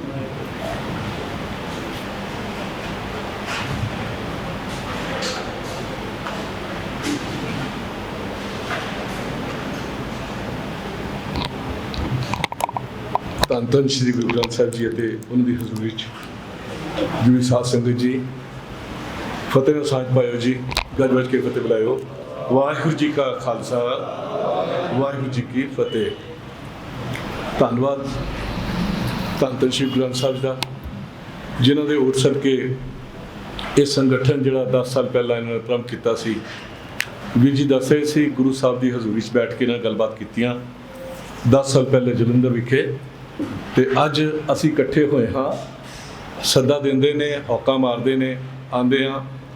ਮਾਫੀ ਚਾਹੁੰਦਾ ਮੈਂ, ਕਾਫੀ ਮੀਟਿੰਗਸ ਮੈਂ ਤਾਂ ਨਹੀਂ ਆ ਪਾਇਆ ਕਿਉਂਕਿ ਕਾਲਜ ਵੱਲੋਂ, ਮਿਸ਼ਨਰੀ ਕਾਲਜ ਵੱਲੋਂ ਜਿਸ ਵੀਰ ਦੀ, ਸਾਡੇ ਪਿਆਰੇ ਵੀਰ ਦੀ ਡਿਊਟੀ ਲੱਗੀ ਸੀ, ਉਹਦੇ ਬਾਰੇ ਆਪ ਜੀ ਨੂੰ ਹੁਣੇ ਜਾਣਕਾਰੀ ਦਿੱਤੀ ਹੈ। ਹਰਵੰਸ ਸਿੰਘ ਕਾਲਰਾ ਜੋ ਪਿਛਲੀ ਮੀਟਿੰਗ ਦੇ ਵਿੱਚ ਅੰਮ੍ਰਿਤਸਰ ਵਿਖੇ ਜਾ ਰਹੇ ਸੀ, ਰਸਤੇ 'ਚ ਐਕਸੀਡੈਂਟ ਹੋਇਆ ਤੇ ਉਹ ਸਾਨੂੰ ਛੱਡ ਗਏ। ਤੇ ਉਸ ਤੋਂ ਬਾਅਦ ਵੀਰ ਸੁਰਿੰਦਰ ਸਿੰਘ ਜੀ ਸਾਡੇ, ਉਹ ਸਾਨੂੰ ਛੱਡ ਕੇ ਚਲੇ ਗਏ ਅਨੰਦਪੁਰ ਸਾਹਿਬ ਵਾਲੇ। ਤੇ ਮੀਟਿੰਗਸ ਲੇਟ ਹੁੰਦੀਆਂ ਗਈਆਂ, ਪਰ ਮੈਂ ਉਹਨਾਂ ਦੋਨੋਂ ਵੀਰਾਂ ਦੇ ਉੱਤੋਂ ਜੋ ਸਿੱਖਿਆ ਉਹ ਮੈਂ ਦੱਸਣਾ ਚਾਹੁੰਦਾ ਕਿ ਅਗਰ ਅਸੀਂ ਜੁੜਾਂਗੇ ਨਹੀਂ, ਇੱਥੇ ਨਹੀਂ ਜੁੜਾਂਗੇ ਤਾਂ ਪ੍ਰਾਪਤੀ ਨਹੀਂ ਹੋਵੇਗੀ। ਸਿਰਫ ਦੋ ਗੱਲਾਂ ਇਸ ਤੋਂ ਪਹਿਲੇ ਦੱਸਣਾ ਚਾਹੁੰਦਾ ਕਿਉਂਕਿ ਸਾਨੂੰ ਪਤਾ ਚੱਲੇ ਕਿ ਵਾਹਿਗੁਰੂ ਦੀ ਬਖਸ਼ਿਸ਼ ਹੋਵੇ ਤੇ ਕੀ ਪ੍ਰਾਪਤੀ ਨਹੀਂ ਹੁੰਦੀ। ਡੈੱਡ ਬੋਡੀ ਹਰਵੰਸ ਸਿੰਘ ਕਾਲਰਾ ਦੀ ਉੱਥੋਂ ਲਈ ਗਈ ਤੇ ਉਹਨੂੰ ਲੈ ਕੇ ਪਿੰਡ ਦੇ ਲਾਗੇ ਮੋਰਚੀ 'ਚ ਉੱਥੇ ਰੱਖਣਾ ਸੀ ਤੇ ਸਾਰੇ ਦਿਲ ਰੋ ਰਹੇ ਸੀ ਤੇ ਅਰਦਾਸ ਕਰਦੇ ਪਏ ਸੀ। ਸਾਡੇ ਵੀਰ ਯਾਨੀ ਕੇਵਲ ਸਿੰਘ ਜੀ ਅਰਦਾਸ ਕਰਦੇ ਪਏ ਨੇ ਤੇ ਅਰਦਾਸ ਵੇਲੇ ਵੀ ਅੱਥਰੂ ਨਿਕਲ ਰਹੇ ਨੇ ਸਾਰੇ ਦਿਲਾਂ 'ਚੋਂ, ਕਿਉਂਕਿ ਇੱਕ ਵੀਰ ਜਿਹੜਾ ਕਹਿੰਦਾ ਮੈਂ 9 ਵਜੇ ਜਾ ਕੇ 10 ਵਜੇ ਉੱਥੇ ਹਾਜ਼ਰੀ ਭਰਨੀ ਹੈ, ਸਟੇਜ ਸਾਹਮਣੀ ਹੈ ਤੇ ਉਹ ਸਾਨੂੰ ਛੱਡ ਕੇ ਚਲਾ ਜਾਵੇ ਤੇ ਰੋ ਰਹੇ ਹਾਂ ਤੇ ਅਰਦਾਸ ਕੀਤੀ ਜਾ ਰਹੀ ਹੈ। ਤੇ ਬੱਚੀ ਆਂਦੀ ਹੈ ਹਰਵੰਸ ਸਿੰਘ ਕਾਲਰਾ ਦੀ, ਜਿਹੜੀ 9ਵੀਂ ਕਲਾਸ ਪੜ੍ਹਦੀ ਹੈ, ਤੇ ਆ ਕੇ ਕਹਿੰਦੀ ਹੈ ਕਿ ਅੰਕਲ ਜੀ ਰੋਣਾ ਨਹੀਂ, ਇਹ ਭਾਣਾ ਸੀ ਵਰਤ ਗਿਆ, ਪਾਪਾ ਕਹਿੰਦੇ ਸੀ ਰੋਈਦਾ ਨਹੀਂ। ਤੇ ਪਿਓ ਦੇ ਛਾਤੀ ਦੇ ਉੱਤੇ ਸਿਰ ਰੱਖ ਕੇ ਉਹ ਬੱਚੀ ਕਹਿੰਦੀ ਹੈ, ਪਾਪਾ ਜਿਸ ਪਰ ਵਿਚਾਰ ਦੇ ਕੰਮ ਤੁਸੀਂ ਛੱਡ ਕੇ ਗਏ ਹੋ ਮੈਂ ਉਹਨੂੰ ਸਿਰੇ ਚੜਾਵਾਂਗੀ। ਇਹ ਤਿਆਰੀ ਅਗਰ ਅਸੀਂ ਬੱਚਿਆਂ ਦੀ ਕਰਤੀ ਹੋਵੇ ਫਿਰ ਪਰਵਾਹ ਨਹੀਂ ਹੈ, ਫਿਰ ਜਿਹੜਾ ਮਰਜ਼ੀ ਆ ਜਾਵੇ। ਉੱਥੇ ਅੱਜ ਸੁਰਿੰਦਰ ਸਿੰਘ ਦੀ ਡੈੱਡ ਬੋਡੀ ਪਈ ਹੈ, ਕੀਰਤਨ ਚੱਲ ਰਿਹਾ ਹੈ, ਤੇ ਇੱਕ ਸਿੰਘਣੀ ਸਾਹਮਣੇ ਖੜੀ ਹੈ। ਉਹ ਸਿੰਘਣੀ ਕੌਣ ਹੈ? ਸੁਰਿੰਦਰ ਸਿੰਘ ਦੇ ਘਰੋਂ। ਤੇ ਸਾਰਿਆਂ ਨੂੰ ਜਿਹੜੇ ਆਉਂਦੇ ਜਾ ਰਹੇ ਨੇ ਪਹਿਲੇ ਕਹਿੰਦੇ ਲੰਗਰ ਤਾਂ ਛਕ ਲਓ, ਤੁਸੀਂ ਬੜੇ ਦੂਰੋਂ ਆਏ ਹੋ, ਲੰਗਰ ਵੀ ਨਹੀਂ ਛਕਿਆ ਹੋਣਾ। ਇਹ ਕਮਾਲ ਹੈ। ਅਗਰ ਇਹ ਕਮਾਲ ਅਸੀਂ ਕੀਤਾ ਹੋਵੇ ਫਿਰ ਲੋੜ ਨਹੀਂ ਹੈ, ਫਿਰ ਕੋਈ ਸਾਨੂੰ ਚੈਲੰਜ ਨਹੀਂ ਨੇ। ਪਰ ਚੈਲੰਜ ਕਿਉਂ ਬਣ ਗਏ? ਕਿਉਂਕਿ ਅਸੀਂ ਤਿਆਰੀ ਕੀਤੀ ਨਹੀਂ। ਐਂਟਰਪ੍ਰੀਨਿਓਰਸ਼ਿਪ ਮੈਂ ਪੜ੍ਹਾਉਂਦਾ ਵੀਰ ਜੀ, ਤੁਸੀਂ ਵੀ ਜਾਣਦੇ ਹੋ, ਇਹ ਵੀ ਜਾਣਦੇ ਨੇ ਵੀਰ ਜੀ, ਹੈ ਨਾ ਜੀ। ਅਸੀਂ ਐਂਟਰਪ੍ਰੀਨਿਓਰਸ਼ਿਪ ਦੀ ਗੱਲ ਕਰਦੇ ਹੁੰਦੇ ਹਾਂ। ਜੇ ਥੋੜ੍ਹੀ ਦੇਰ ਮੈਂ ਗੱਲ ਕਰਦੀ ਹਾਂ, ਹੱਟ ਕੇ ਵੀ ਗੱਲ ਕਰਨੀ ਹੈ, ਤਾਂ ਗੱਲ ਇਹ ਨਾਲ ਦੀ ਹੈ ਜਿਹੜੀ ਕਰਨੀ ਹੈ। ਤੇ ਅਸੀਂ ਕਹਿੰਦੇ ਹਾਂ ਜੀ ਜਾਪਾਨ ਦੀ ਗੱਲ ਕਰੋ, ਜਾਪਾਨ ਬਹੁਤ ਤਰੱਕੀ ਕਰ ਗਿਆ, ਕਿਉਂਕਿ ਉੱਥੇ ਇੱਕ ਬਿਜ਼ਨਸ ਦਾ ਜੀਵਨ ਹੈ। 1500 ਸਾਲ ਵੀ ਹੋ ਚੁੱਕਾ ਹੈ, 1500 ਸਾਲ। ਹਿੰਦੁਸਤਾਨ 'ਚ ਕੋਈ ਨਹੀਂ ਹੈ। ਤੇ ਜ਼ੋਰ ਕਿਸ 'ਚ ਦਿੰਦੇ ਆ? First generation, second generation, third generation, fourth generation. ਪਰ ਇਹ ਸਵਾਲ ਸਾਨੂੰ ਪਹਿਲੇ ਪੁੱਛਣ ਦੀ ਲੋੜ ਹੈ ਕਿ ਫਸਟ ਜਨਰੇਸ਼ਨ ਅਗਰ ਅਸੀਂ ਸੀ ਤਾਂ ਸੈਕਿੰਡ ਜਨਰੇਸ਼ਨ ਸਾਡੀ ਕੀ ਕਰਦੀ ਪਈ ਹੈ, ਥਰਡ ਜਨਰੇਸ਼ਨ ਕੀ ਕਰਦੀ ਪਈ ਹੈ, ਕਿੰਨੇ ਉਹਦੇ ਬਾਰੇ ਸਾਂਝ ਕੀਤੀ ਹੈ, ਕਿੰਨੇ ਬਾਰੇ ਉਹਦੇ ਬਾਰੇ ਸੋਚ ਕੀਤੀ ਹੈ। ਅੱਜ ਅਸੀਂ SGP ਦੀ ਗੱਲ ਕਰਦੇ ਹਾਂ, ਕਦੇ ਕਿਸੇ ਨੇ ਸੋਚਿਆ ਕਿ ਮੈਂ ਕੀ ਹਾਂ, ਤੇਰਾ ਪੁੱਤ ਕੀ ਹੋਵੇਗਾ, ਤੇਰਾ ਪੋਤਾ ਕੀ ਹੋਵੇਗਾ? ਇਹ ਤਾਂ ਕਦੇ ਸੋਚਿਆ ਹੀ ਨਹੀਂ ਜੀ, ਇਹਨਾਂ ਬਾਰੇ ਗੱਲਾਂ ਚੱਲੀਆਂ ਹੀ ਨਹੀਂ। ਤੇ ਅੱਜ ਮੈਂ ਮੁਬਾਰਕਬਾਦ ਦੇਣਾ ਚਾਹੁੰਦਾ ਪੰਥਕ ਤਾਲਮੇਲ ਕਮੇਟੀ ਨੂੰ। ਕਿਉਂ ਦੇਣਾ ਚਾਹੁੰਦਾ? ਫੂਕ ਨਹੀਂ ਦੇ ਰਿਹਾ, ਸੱਚਾਈ ਦੱਸ ਰਿਹਾ। 15 ਸਾਲ ਪਹਿਲਾਂ ਇੱਕ ਅਮਰੀਕਾ ਤੋਂ ਬੱਚਾ ਹੈ, ਯੰਗਸਟਰਸ, ਤੇ ਮੈਨੂੰ ਕਹਿੰਦੇ ਜੀ ਅਸੀਂ ਮਿਲਣਾ ਚਾਹੁੰਦੇ ਕੁਝ ਸਿੰਘਾਂ ਨੂੰ ਜਿਹੜੇ ਬੜੇ ਉੱਘੇ ਸਿੰਘ ਨੇ। ਤੇ ਆਪਾਂ ਇੱਕ ਮੀਟਿੰਗ ਕਰਾਈ, ਤੇ ਮੀਟਿੰਗ ਦੇ ਵਿੱਚ ਬੱਚਿਆਂ ਨੇ ਬੋਲਿਆ, ਕੁਐਸਚਨ ਨੇ ਪੁੱਛਿਆ ਜੀ, ਕਹਿੰਦੇ ਜੀ ਅਗਰ ਅੱਜ ਸਾਨੂੰ ਮੌਕਾ ਮਿਲੇ, ਪ੍ਰਧਾਨ ਮੰਤਰੀ ਕਹਿ ਦੇਵੇ, ਕੋਈ ਕਹਿ ਦੇਵੇ, ਰਾਸ਼ਟਰਪਤੀ ਕਹਿ ਦੇਵੇ ਕਿ ਅਸੀਂ ਸਿੱਖਾਂ ਦੀਆਂ ਮੰਗਾਂ ਪੂਰੀਆਂ ਕਰਨਾ ਚਾਹੁੰਦੇ ਹਾਂ, 10 ਸਿੱਖਾਂ ਦੀਆਂ ਮੰਗਾਂ ਦੱਸ ਦਿਓ ਕਿਹੜੀਆਂ ਨੇ। ਸੱਚ ਜਾਣਿਓ ਕੋਈ ਬੋਲ ਨਹੀਂ ਪਾਇਆ। ਤੇ ਜਦ ਅੱਜ ਨਹੀਂ ਬੋਲ ਪਾਉਂਦਾ ਤੇ ਅੱਜ ਵੀ ਕਹਿੰਦੇ ਅਖੀਰ 'ਚ ਰਹਿ ਜਾਂਦੀ ਗੱਲ, ਤੇ ਕਹਿੰਦੇ ਜੀ ਬੰਦੀ ਸਿੰਘਾਂ ਦੀ ਰਿਹਾਈ ਸਾਡਾ ਇੱਕ ਹੈ ਨਾ ਮੁੱਦਾ ਹੈ। ਤੇ ਉਸ ਵੇਲੇ ਕਿਸੇ ਨੇ ਕਹਿਤਾ 84 ਦੇ ਵਿੱਚ ਜੋ ਹੋਇਆ ਸੀ ਉਹਨਾਂ ਨੂੰ ਰਿਹੈਬਿਲਿਟੇਟ ਕੀਤਾ ਜਾਵੇ, ਜਦਕਿ ਉਹ ਹੋ ਚੁੱਕੇ ਨੇ। ਉੱਥੇ ਅਗਲਾ ਸਵਾਲ ਪੁੱਛਿਆ ਕਿ ਕਿਹੜੇ ਨੇ 84 ਦੇ ਜਿਹੜੇ ਰਿਹੈਬਿਲਿਟੇਟ ਨਹੀਂ ਹੋਏ? ਸਾਡੇ ਕੋਲ ਆਨਸਰ ਨਹੀਂ ਸੀਗਾ। ਅੱਜ ਇਸ ਗੱਲ ਤੇ ਮੁਬਾਰਕਬਾਦ ਦੇਣਾ, ਇਹ 11-12 ਮੁੱਦੇ ਜਿਹੜੇ ਲਿਖੇ ਨੇ, ਇਹ ਮੁੱਦੇ ਸਾਡੇ ਸਾਰਿਆਂ ਦੇ ਕੋਲ ਆ ਗਏ ਨੇ। ਆਪਾਂ ਇਹ ਤਾਂ ਕੰਮ ਕਰਨਾ ਸ਼ੁਰੂ ਕਰੀਏ। ਇਹ ਅੱਜ ਤੱਕ ਨਹੀਂ ਹੋਇਆ। ਮੈਨੂੰ ਅੱਜ ਦੱਸ ਦਿਓ, ਅੱਜ ਤੱਕ ਕੋਈ ਐਸਾ ਹੋਇਆ ਹੋਵੇ, ਮਾਹੌਲ ਬਣਿਆ ਹੋਵੇ ਜਿੱਥੇ ਅਸੀਂ 12-15 ਮੁੱਦੇ ਲੈ ਕੇ ਗੱਲ ਕੀਤੀ ਹੋਵੇ ਕਿ ਆਪਾਂ ਸਾਰੇ ਖੜੇ ਹਾਂ? ਨਹੀਂ ਸੀਗਾ। ਤੇ ਇਸ ਕਰਕੇ ਮੈਂ ਵਧਾਈ ਦਾ ਪਾਤਰ ਕਹਿੰਦਾ ਤੁਹਾਨੂੰ ਸਾਰਿਆਂ ਨੂੰ, ਤੇ ਧੰਨਵਾਦ ਵੀ ਕਰਦਾ ਇਹਨਾਂ ਨੇ ਉਪਰਾਲਾ ਕੀਤਾ। ਰਹਿ ਗਈ ਗੱਲ ਸਿੱਖ ਮਿਸ਼ਨਰੀ ਕਾਲਜ, ਸਾਡੇ ਇੱਥੋਂ ਨਵਾਂ ਸ਼ਹਿਰ ਤੋਂ, ਜਲੰਧਰ ਤੋਂ, ਚੰਡੀਗੜ੍ਹ ਤੋਂ, ਮੋਹਾਲੀ ਤੋਂ, ਲੁਧਿਆਣਾ ਤੋਂ, ਜਲੰਧਰ ਤੋਂ ਸਾਰੇ ਵੀਰ ਭੈਣਾਂ ਇੱਥੇ ਬੈਠੇ ਹਾਂ। ਆਪਾਂ ਹਰ ਜਗ੍ਹਾ 'ਤੇ, ਹਰ ਸਟੇਜ 'ਤੇ ਕਹਿੰਦੇ ਹਾਂ ਅਸੀਂ ਪੰਥਕ ਤਾਲਮੇਲ ਕਮੇਟੀ ਸੰਗਠਨ ਦੇ ਨਾਲ ਹੈਗੇ ਹਾਂ। ਜਿੱਥੇ ਜਿਹੜਾ ਹੁਕਮ ਸਾਨੂੰ ਦੇਣਗੇ ਅਸੀਂ ਉਸ ਹੁਕਮ 'ਤੇ ਖੜੇ ਹੋਣ ਲਈ ਤਿਆਰ ਬੈਠੇ ਹਾਂ। ਇਹ ਅਸੀਂ ਹਮੇਸ਼ਾ ਵਾਅਦਾ ਵੀ ਕਰਦੇ ਹਾਂ ਔਰ ਵਾਅਦਾ ਦਿਖਾਉਂਦੇ ਵੀ ਹਾਂ। ਪਰ ਮੇਰੀ ਇੱਕ ਹੱਥ-ਜੋੜ ਬੇਨਤੀ ਹੈ ਕਿ ਆਉਣ ਵਾਲੇ ਚੈਲੰਜਸ, ਕਿਉਂਕਿ ਆਮ ਤੌਰ 'ਤੇ ਮੈਂ ਦੇਖਿਆ ਜਦ ਮੀਟਿੰਗਸ ਹੁੰਦੀਆਂ ਨੇ ਤੇ ਮੀਟਿੰਗ ਦੇ ਵਿੱਚ ਸਾਡਾ 80% 70% ਟਾਈਮ ਜਿਹੜਾ ਹੈ ਉਹ ਪਿਛਲੀਆਂ ਆਪਣੀਆਂ ਗੱਲਾਂ 'ਤੇ ਚਲਾ ਜਾਂਦਾ ਹੈ, ਪਰ ਉਹਦੇ 'ਤੇ ਘੱਟੋ ਘੱਟ 10-15% ਉੱਤੇ ਜਾਣਾ ਨਹੀਂ ਚਾਹੀਦਾ। ਟਾਈਮ ਜਿਹੜਾ ਜਾਣਾ ਚਾਹੀਦਾ ਹੈ, ਕੁਝ ਟਾਈਮ ਜਾਣਾ ਚਾਹੀਦਾ ਕਿ ਅੱਜ ਦੇ ਹਾਲਾਤ ਕੀ ਨੇ, ਅੱਜ ਦੇ ਚੈਲੰਜਸ ਕੀ ਨੇ, ਔਰ ਉਸ ਤੋਂ ਬਾਅਦ ਜਿਹੜਾ ਵਾਧੂ ਟਾਈਮ ਜਾਣਾ ਚਾਹੀਦਾ ਹੈ, ਉਹ ਜਾਣਾ ਚਾਹੀਦਾ ਕਿ ਸਾਡੀ ਫਰਦਰ ਪਲਾਨਿੰਗ ਕੀ ਨੇ, ਐਕਸ਼ਨ ਪਲਾਨਸ ਕੀ ਨੇ, ਅਸੀਂ ਕੰਮ ਕਿਵੇਂ ਕਰਨਾ ਹੈ। ਅਗਰ ਇਹ ਕਰਾਂਗੇ ਫਿਰ ਗੱਲ ਬਣ ਜਾਵੇਗੀ। ਕਦੇ ਮੀਟਿੰਗ ਜਾਇਓ ਤੇ ਮੀਟਿੰਗ ਜਿਹੜਾ ਖੜਾ ਹੋ ਜਾਂਦਾ ਹੈ ਤੇ ਉਹ ਆਪਣੇ ਬਾਰੇ ਦੱਸਣ ਦੀ ਪਹਿਲੇ ਕੋਸ਼ਿਸ਼ ਕਰਦਾ ਹੈ, ਆਪਣੀ ਸੰਸਥਾ ਬਾਰੇ ਦੱਸਣ ਦੀ ਕੋਸ਼ਿਸ਼ ਕਰਦਾ ਹੈ, ਆਪਣੇ ਪਿੱਛੇ ਬੀਤੇ ਹੋਣ ਦੱਸਣ ਦੀ ਕੋਸ਼ਿਸ਼ ਕਰਦਾ ਹੈ। ਉਹ ਤਾਂ ਬੀਤ ਗਿਆ, ਛੱਡ ਦਿਓ। ਲਰਨ ਦ ਲੈਸਨ ਫਰਮ ਪਾਸਟ ਤੋਂ ਸਿੱਖ ਲਈਏ। ਪ੍ਰੈਜ਼ੈਂਟ ਦੇ ਜੋ ਅੱਜ ਚੈਲੰਜਸ ਨੇ ਨਾ ਸਮਝਣ ਦੀ ਕੋਸ਼ਿਸ਼ ਕਰੀਏ ਤੇ ਆਓ ਫਿਊਚਰ ਦੀ ਪਲਾਨ ਕਰੀਏ। ਬੱਚਾ ਕੋਈ ਰਹਿਣਾ ਨਹੀਂ ਕੀ ਅਸੀਂ ਸਾਂਭਾਂਗੇ ਕੱਲ੍ਹ ਨੂੰ? ਭਈਆਂ ਦੇ ਬੱਚੇ ਚੈਲੰਜ ਅੱਜ ਮਿਸ਼ਨਰੀ ਕਾਲਜ ਤਿੰਨੋਂ ਬੈਠੇ ਨੇ। ਚੈਲੰਜ ਤਾਂ ਅਸਲੀ ਇਹ ਗੱਲ ਕਰੀਏ ਤੇ ਕਿ ਬੱਚਾ ਆਉਣਾ ਨਹੀਂ ਚਾਹੁੰਦਾ। ਅਸੀਂ BA ਕਰਾਉਣ ਨੂੰ ਤਿਆਰ ਹਾਂ, ਅਸੀਂ +2 ਕਰਾਉਣ ਨੂੰ ਤਿਆਰ ਹਾਂ, ਅਸੀਂ ਡਿਗਰੀ ਦੇਣ ਨੂੰ ਤਿਆਰ ਹਾਂ। ਔਰ ਇਸ ਵਾਰੀ ਨਵਾਂ ਹੀ ਉਪਰਾਲਾ ਕਰਤਾ ਜੀ, 1 ਸਾਲ ਦਾ ਕੋਰਸ ਕਰੇਗਾ ਉਹਨੂੰ ਸਰਟੀਫਿਕੇਟ ਦੇਵਾਂਗੇ, 2 ਸਾਲ ਦਾ ਕੋਰਸ ਕਰੇਗਾ ਉਹਨੂੰ ਡਿਪਲੋਮਾ ਦੇਵਾਂਗੇ, 3 ਸਾਲ ਦਾ ਕੋਰਸ ਕਰੇਗਾ ਉਹਨੂੰ ਡਿਗਰੀ ਦੇਵਾਂਗੇ। ਹੱਥ ਜੋੜ ਕੇ ਥੱਕ ਜਾਂਦੇ ਹਾਂ। ਕੋਈ ਫੀਸ ਨਹੀਂ, ਕੋਈ ਬੋਰਡਿੰਗ ਨਹੀਂ, ਕੋਈ ਲੌਜਿੰਗ ਦਾ ਪੈਸਾ ਨਹੀਂ, ਕੋਈ ਕੁਛ ਨਹੀਂ, ਪਰ ਬੱਚਾ ਆਉਣ ਨੂੰ ਤਿਆਰ ਨਹੀਂ। ਕਿਉਂ ਤਿਆਰ ਨਹੀਂ ਹੈ? ਕਾਰਡ ਬਿਲਕੁਲ ਸੱਚਾ ਹੈ ਕਿ ਜਿਸ ਦਿਨ ਇੱਥੋਂ ਨਿਕਲਾਂਗਾ ਉਹਦੇ ਬਾਅਦ ਜਾ ਕੇ ਤੇ ਗੁਰਦੁਆਰੇ ਦੀ ਦੁਆਰ ਤੇ ਖੜਾ ਹੋ ਜਾਵਾਂਗਾ ਤੇ ਉੱਥੇ ਹੱਥ ਜੋੜ ਕੇ ਪ੍ਰਬੰਧਕਾਂ ਨੂੰ ਕਹਾਂਗਾ ਜੀ 4000 ਰੁਪਇਆ 5000 ਰੁਪਇਆ 6000 ਰੁਪਇਆ ਦੇ ਦਿਓ ਤੇ ਕਿਉਂ ਨਾ ਅੱਜ ਹੀ ਜਾ ਕੇ ਕਿਸੇ ਸ਼ਾਪਿੰਗ ਮਾਲ ਤੇ ਕੰਮ ਕਰਨਾ ਸ਼ੁਰੂ ਕਰ ਦਿਆ ਤਾਂ ਮੈਨੂੰ 12-15 ਹਜ਼ਾਰ ਤਾਂ ਮਿਲੇਗਾ ਨਾ। ਇਹ ਹੈ ਚਿੰਤਾ ਦਾ ਵਿਸ਼ਾ। ਅੱਜ ਬੈਠ ਕੇ ਅਸੀਂ ਸਿਰ ਜੋੜੀਏ ਜਿੰਨੇ ਸਿੱਖ ਮਿਸ਼ਨਰੀ ਕਾਲਜ ਨੇ ਕਿ ਆਪਾਂ ਕੀ ਉਪਰਾਲਾ ਕਰੀਏ, ਕਿਵੇਂ ਕਰੀਏ ਕਿ ਕੱਲ੍ਹ ਨੂੰ ਪੰਥ ਦੇ ਵਿੱਚ ਬਹੁਤ ਵਧੀਆ ਪ੍ਰਚਾਰਕ ਪੈਦਾ ਕਰ ਦਈਏ। ਇਹ ਹੈ ਮੁੱਦਾ ਹੈ ਅੱਜ ਯੂਥ ਸਾਡਾ ਕਿਉਂ ਜਾ ਰਿਹਾ ਹੈ, ਕਿਉਂ ਮਾਂ ਨੂੰ ਛੱਡਣ ਨੂੰ ਤਿਆਰ ਹੈ, ਕਿਉਂ ਪਿਓ ਨੂੰ ਛੱਡਣ ਨੂੰ ਤਿਆਰ ਹੈ, ਕਿਉਂ ਪਰਿਵਾਰ ਨੂੰ ਛੱਡਣ ਨੂੰ ਤਿਆਰ ਹੈ, ਕਿ ਜਾ ਕੇ ਅਮਰੀਕਾ ਵਿੱਚ ਉਹਨੂੰ ਲੱਡੂ ਮਿਲਦੇ ਪਏ ਨੇ, ਕਿ ਕੈਨੇਡਾ ਜਾ ਕੇ ਉਹ ਐਸ਼ ਕਰਦਾ ਪਿਆ। ਇੰਨਾ ਜ਼ਿਆਦਾ ਸਟਰਗਲ ਕਰਨੀ ਪੈਂਦੀ ਹੈ, ਇੰਨਾ ਜ਼ਿਆਦਾ ਔਖਾ ਟਾਈਮ ਨਿਭਾਉਣਾ ਪੈਂਦਾ ਹੈ, ਪੁੱਛੋ ਹੀ ਨਾ ਤੁਸੀਂ। ਕਿਸੇ ਅੱਜ ਤੱਕ ਬੱਚੇ ਨੂੰ ਪੁੱਛਿਆ ਨਹੀਂ। ਚੰਡੀਗੜ੍ਹ ਤੋਂ ਲੁਧਿਆਣੇ ਤੋਂ ਧੀ ਨੂੰ ਭੇਜਦੇ ਹਾਂ ਆਪਾਂ ਦਿੱਲੀ ਤੱਕ, ਨਾਲ ਤੁਰਦੇ ਹਾਂ, 10 ਬੰਦਿਆਂ ਨਾਲ ਭੇਜਦੇ ਹਾਂ, ਪਰ ਅੱਜ ਸਾਡੀਆਂ ਧੀਆਂ, ਸਾਡੀਆਂ ਬੇਟੀਆਂ ਅੱਜ USA ਪਹੁੰਚ ਰਹੀਆਂ ਨੇ, ਅੱਜ ਵੈਂਕੂਵਰ ਪਹੁੰਚ ਰਹੀਆਂ ਨੇ, ਅੱਜ ਕਿੱਥੇ ਪਹੁੰਚਦੀਆਂ ਪਈਆਂ ਨੇ। Are you worried about them? ਕੀ ਹੋ ਰਿਹਾ ਉੱਥੇ? ਆਪਾਂ ਚਿੰਤਾ ਹੀ ਨਹੀਂ ਉਹਨਾਂ ਬਾਰੇ। ਅੱਜ ਇਕਨੋਮਿਕ ਐਕਟੀਵਿਟੀਜ਼ ਦੇ ਵਿੱਚ ਕਦੇ ਕਿਸੇ ਨੇ ਬੋਲਿਆ ਖੜੇ ਹੋ ਕੇ ਕਿ ਚੰਡੀਗੜ੍ਹ ਨੂੰ ਕਿਹਾ 60% ਪੰਜਾਬ ਦਾ, 40% ਇਹ ਹਰਿਆਣੇ ਦਾ, ਪਰ ਅੱਜ ਤੱਕ ਕਿਸੇ ਨੇ ਆਵਾਜ਼ ਨਹੀਂ ਚੁੱਕੀ ਕਿ 60% ਇੰਪਲਾਈਜ਼ ਜਿਹੜੇ ਨੇ ਕਿ ਉਹ ਹੈਗੇ ਨੇ ਪੰਜਾਬ ਦੇ, ਜਿੱਥੇ ਨਿਕਲਣਗੇ 40% ਤੋਂ ਉੱਤੇ 50% ਜਿਹੜੇ ਨੇ ਉਹ ਹਿਮਾਚਲ ਪ੍ਰਦੇਸ਼ ਦੇ, ਜਿਹੜਾ ਹਿਮਾਚਲ ਪ੍ਰਦੇਸ਼ ਦਾ 1% ਵੀ ਹਿੱਸਾ ਉੱਥੇ ਨਹੀਂ ਹੈ। ਆਪਾਂ ਨਹੀਂ ਬੋਲ ਪਾਏ। ਅੱਜ ਸਾਡਾ ਬੱਚਾ ਕਹਿੰਦਾ ਹੈ ਕਿ ਜਦ ਵੀ ਇਲੈਕਸ਼ਨ ਦੀ ਕੰਪੇਨ ਹੁੰਦੀ ਹੈ ਇਹ ਗੱਲਾਂ ਦੂਜੀਆਂ ਕਰਦੇ ਨੇ, ਐਸੀਆਂ ਗੱਲਾਂ ਕਰਦੀਆਂ ਨੇ ਜਿਹਦੇ 'ਚ ਵੈਲਿਊ ਕੋਈ ਨਹੀਂ ਹੈ। ਸਾਡੀ ਤਾਂ ਵੈਲਿਊ ਕਿਤੇ ਪੈਂਦੀ ਨਹੀਂ, ਬੰਦੀ ਸਿੱਖਾਂ ਦੇ ਹੱਕ ਕਰ ਦਿਓ, ਅਕਾਲੀਆਂ ਨੇ ਕਹਿਤਾ ਇਸ ਵਾਰੀ, ਤੇ ਵੋਟਾਂ ਕਿੰਨੀਆਂ ਪੈ ਗਈਆਂ ਆਪ ਜਾਣਦੇ ਹੋ। ਤੇ ਅੱਜ ਬੜਾ ਇੰਪੋਰਟੈਂਟ ਉਪਰਾਲਾ ਕਰਨਾ ਪੈਣਾ। ਵੀਰ ਜੀ ਨੇ ਬਹੁਤ ਵਧੀਆ ਗੱਲ ਕੀਤੀ, ਗ੍ਰਾਂਟਸ। ਵੀਰ ਜੀ ਤੁਸੀਂ ਤਾਂ ਜਾਣਦੇ ਹੋ, ਤੁਸੀਂ ਵੀ ਜਾਣਦੇ ਹੋ, ਗ੍ਰਾਂਟਸ ਦੀ ਗੱਲ ਕੀਤੀ ਵੀਰ ਜੀ ਨੇ। ਸੱਚ ਜਾਣਿਓ, ਮੈਂ ਆਪਣੇ ਆਪ ਦੇਖਿਆ ਹਿੰਦੁਸਤਾਨ ਦੇ ਵਿੱਚ ਕਿੰਨੇ ਡਿਪਾਰਟਮੈਂਟ ਨੇ ਕਰੋੜਾਂ ਰੁਪਏ ਦੀ ਗ੍ਰਾਂਟ ਦਿੰਦੇ ਨੇ ਵੀਰ ਜੀ, ਔਰ ਹਰ ਸਟੇਟ ਨੇ ਆਪਣੇ ਲਾਇਸੈਂਸ ਆਫਿਸਰ ਰੱਖੇ ਹੋਏ ਨੇ। ਇੱਕ ਸਟੇਟ ਨੇ ਰੱਖੇ, ਔਰ ਸਟੇਟ ਹੈ ਪੰਜਾਬ, ਜਿੱਥੋਂ ਕੋਈ ਲਾਇਸੈਂਸ ਅਫਸਰ ਨਹੀਂ ਹੈ।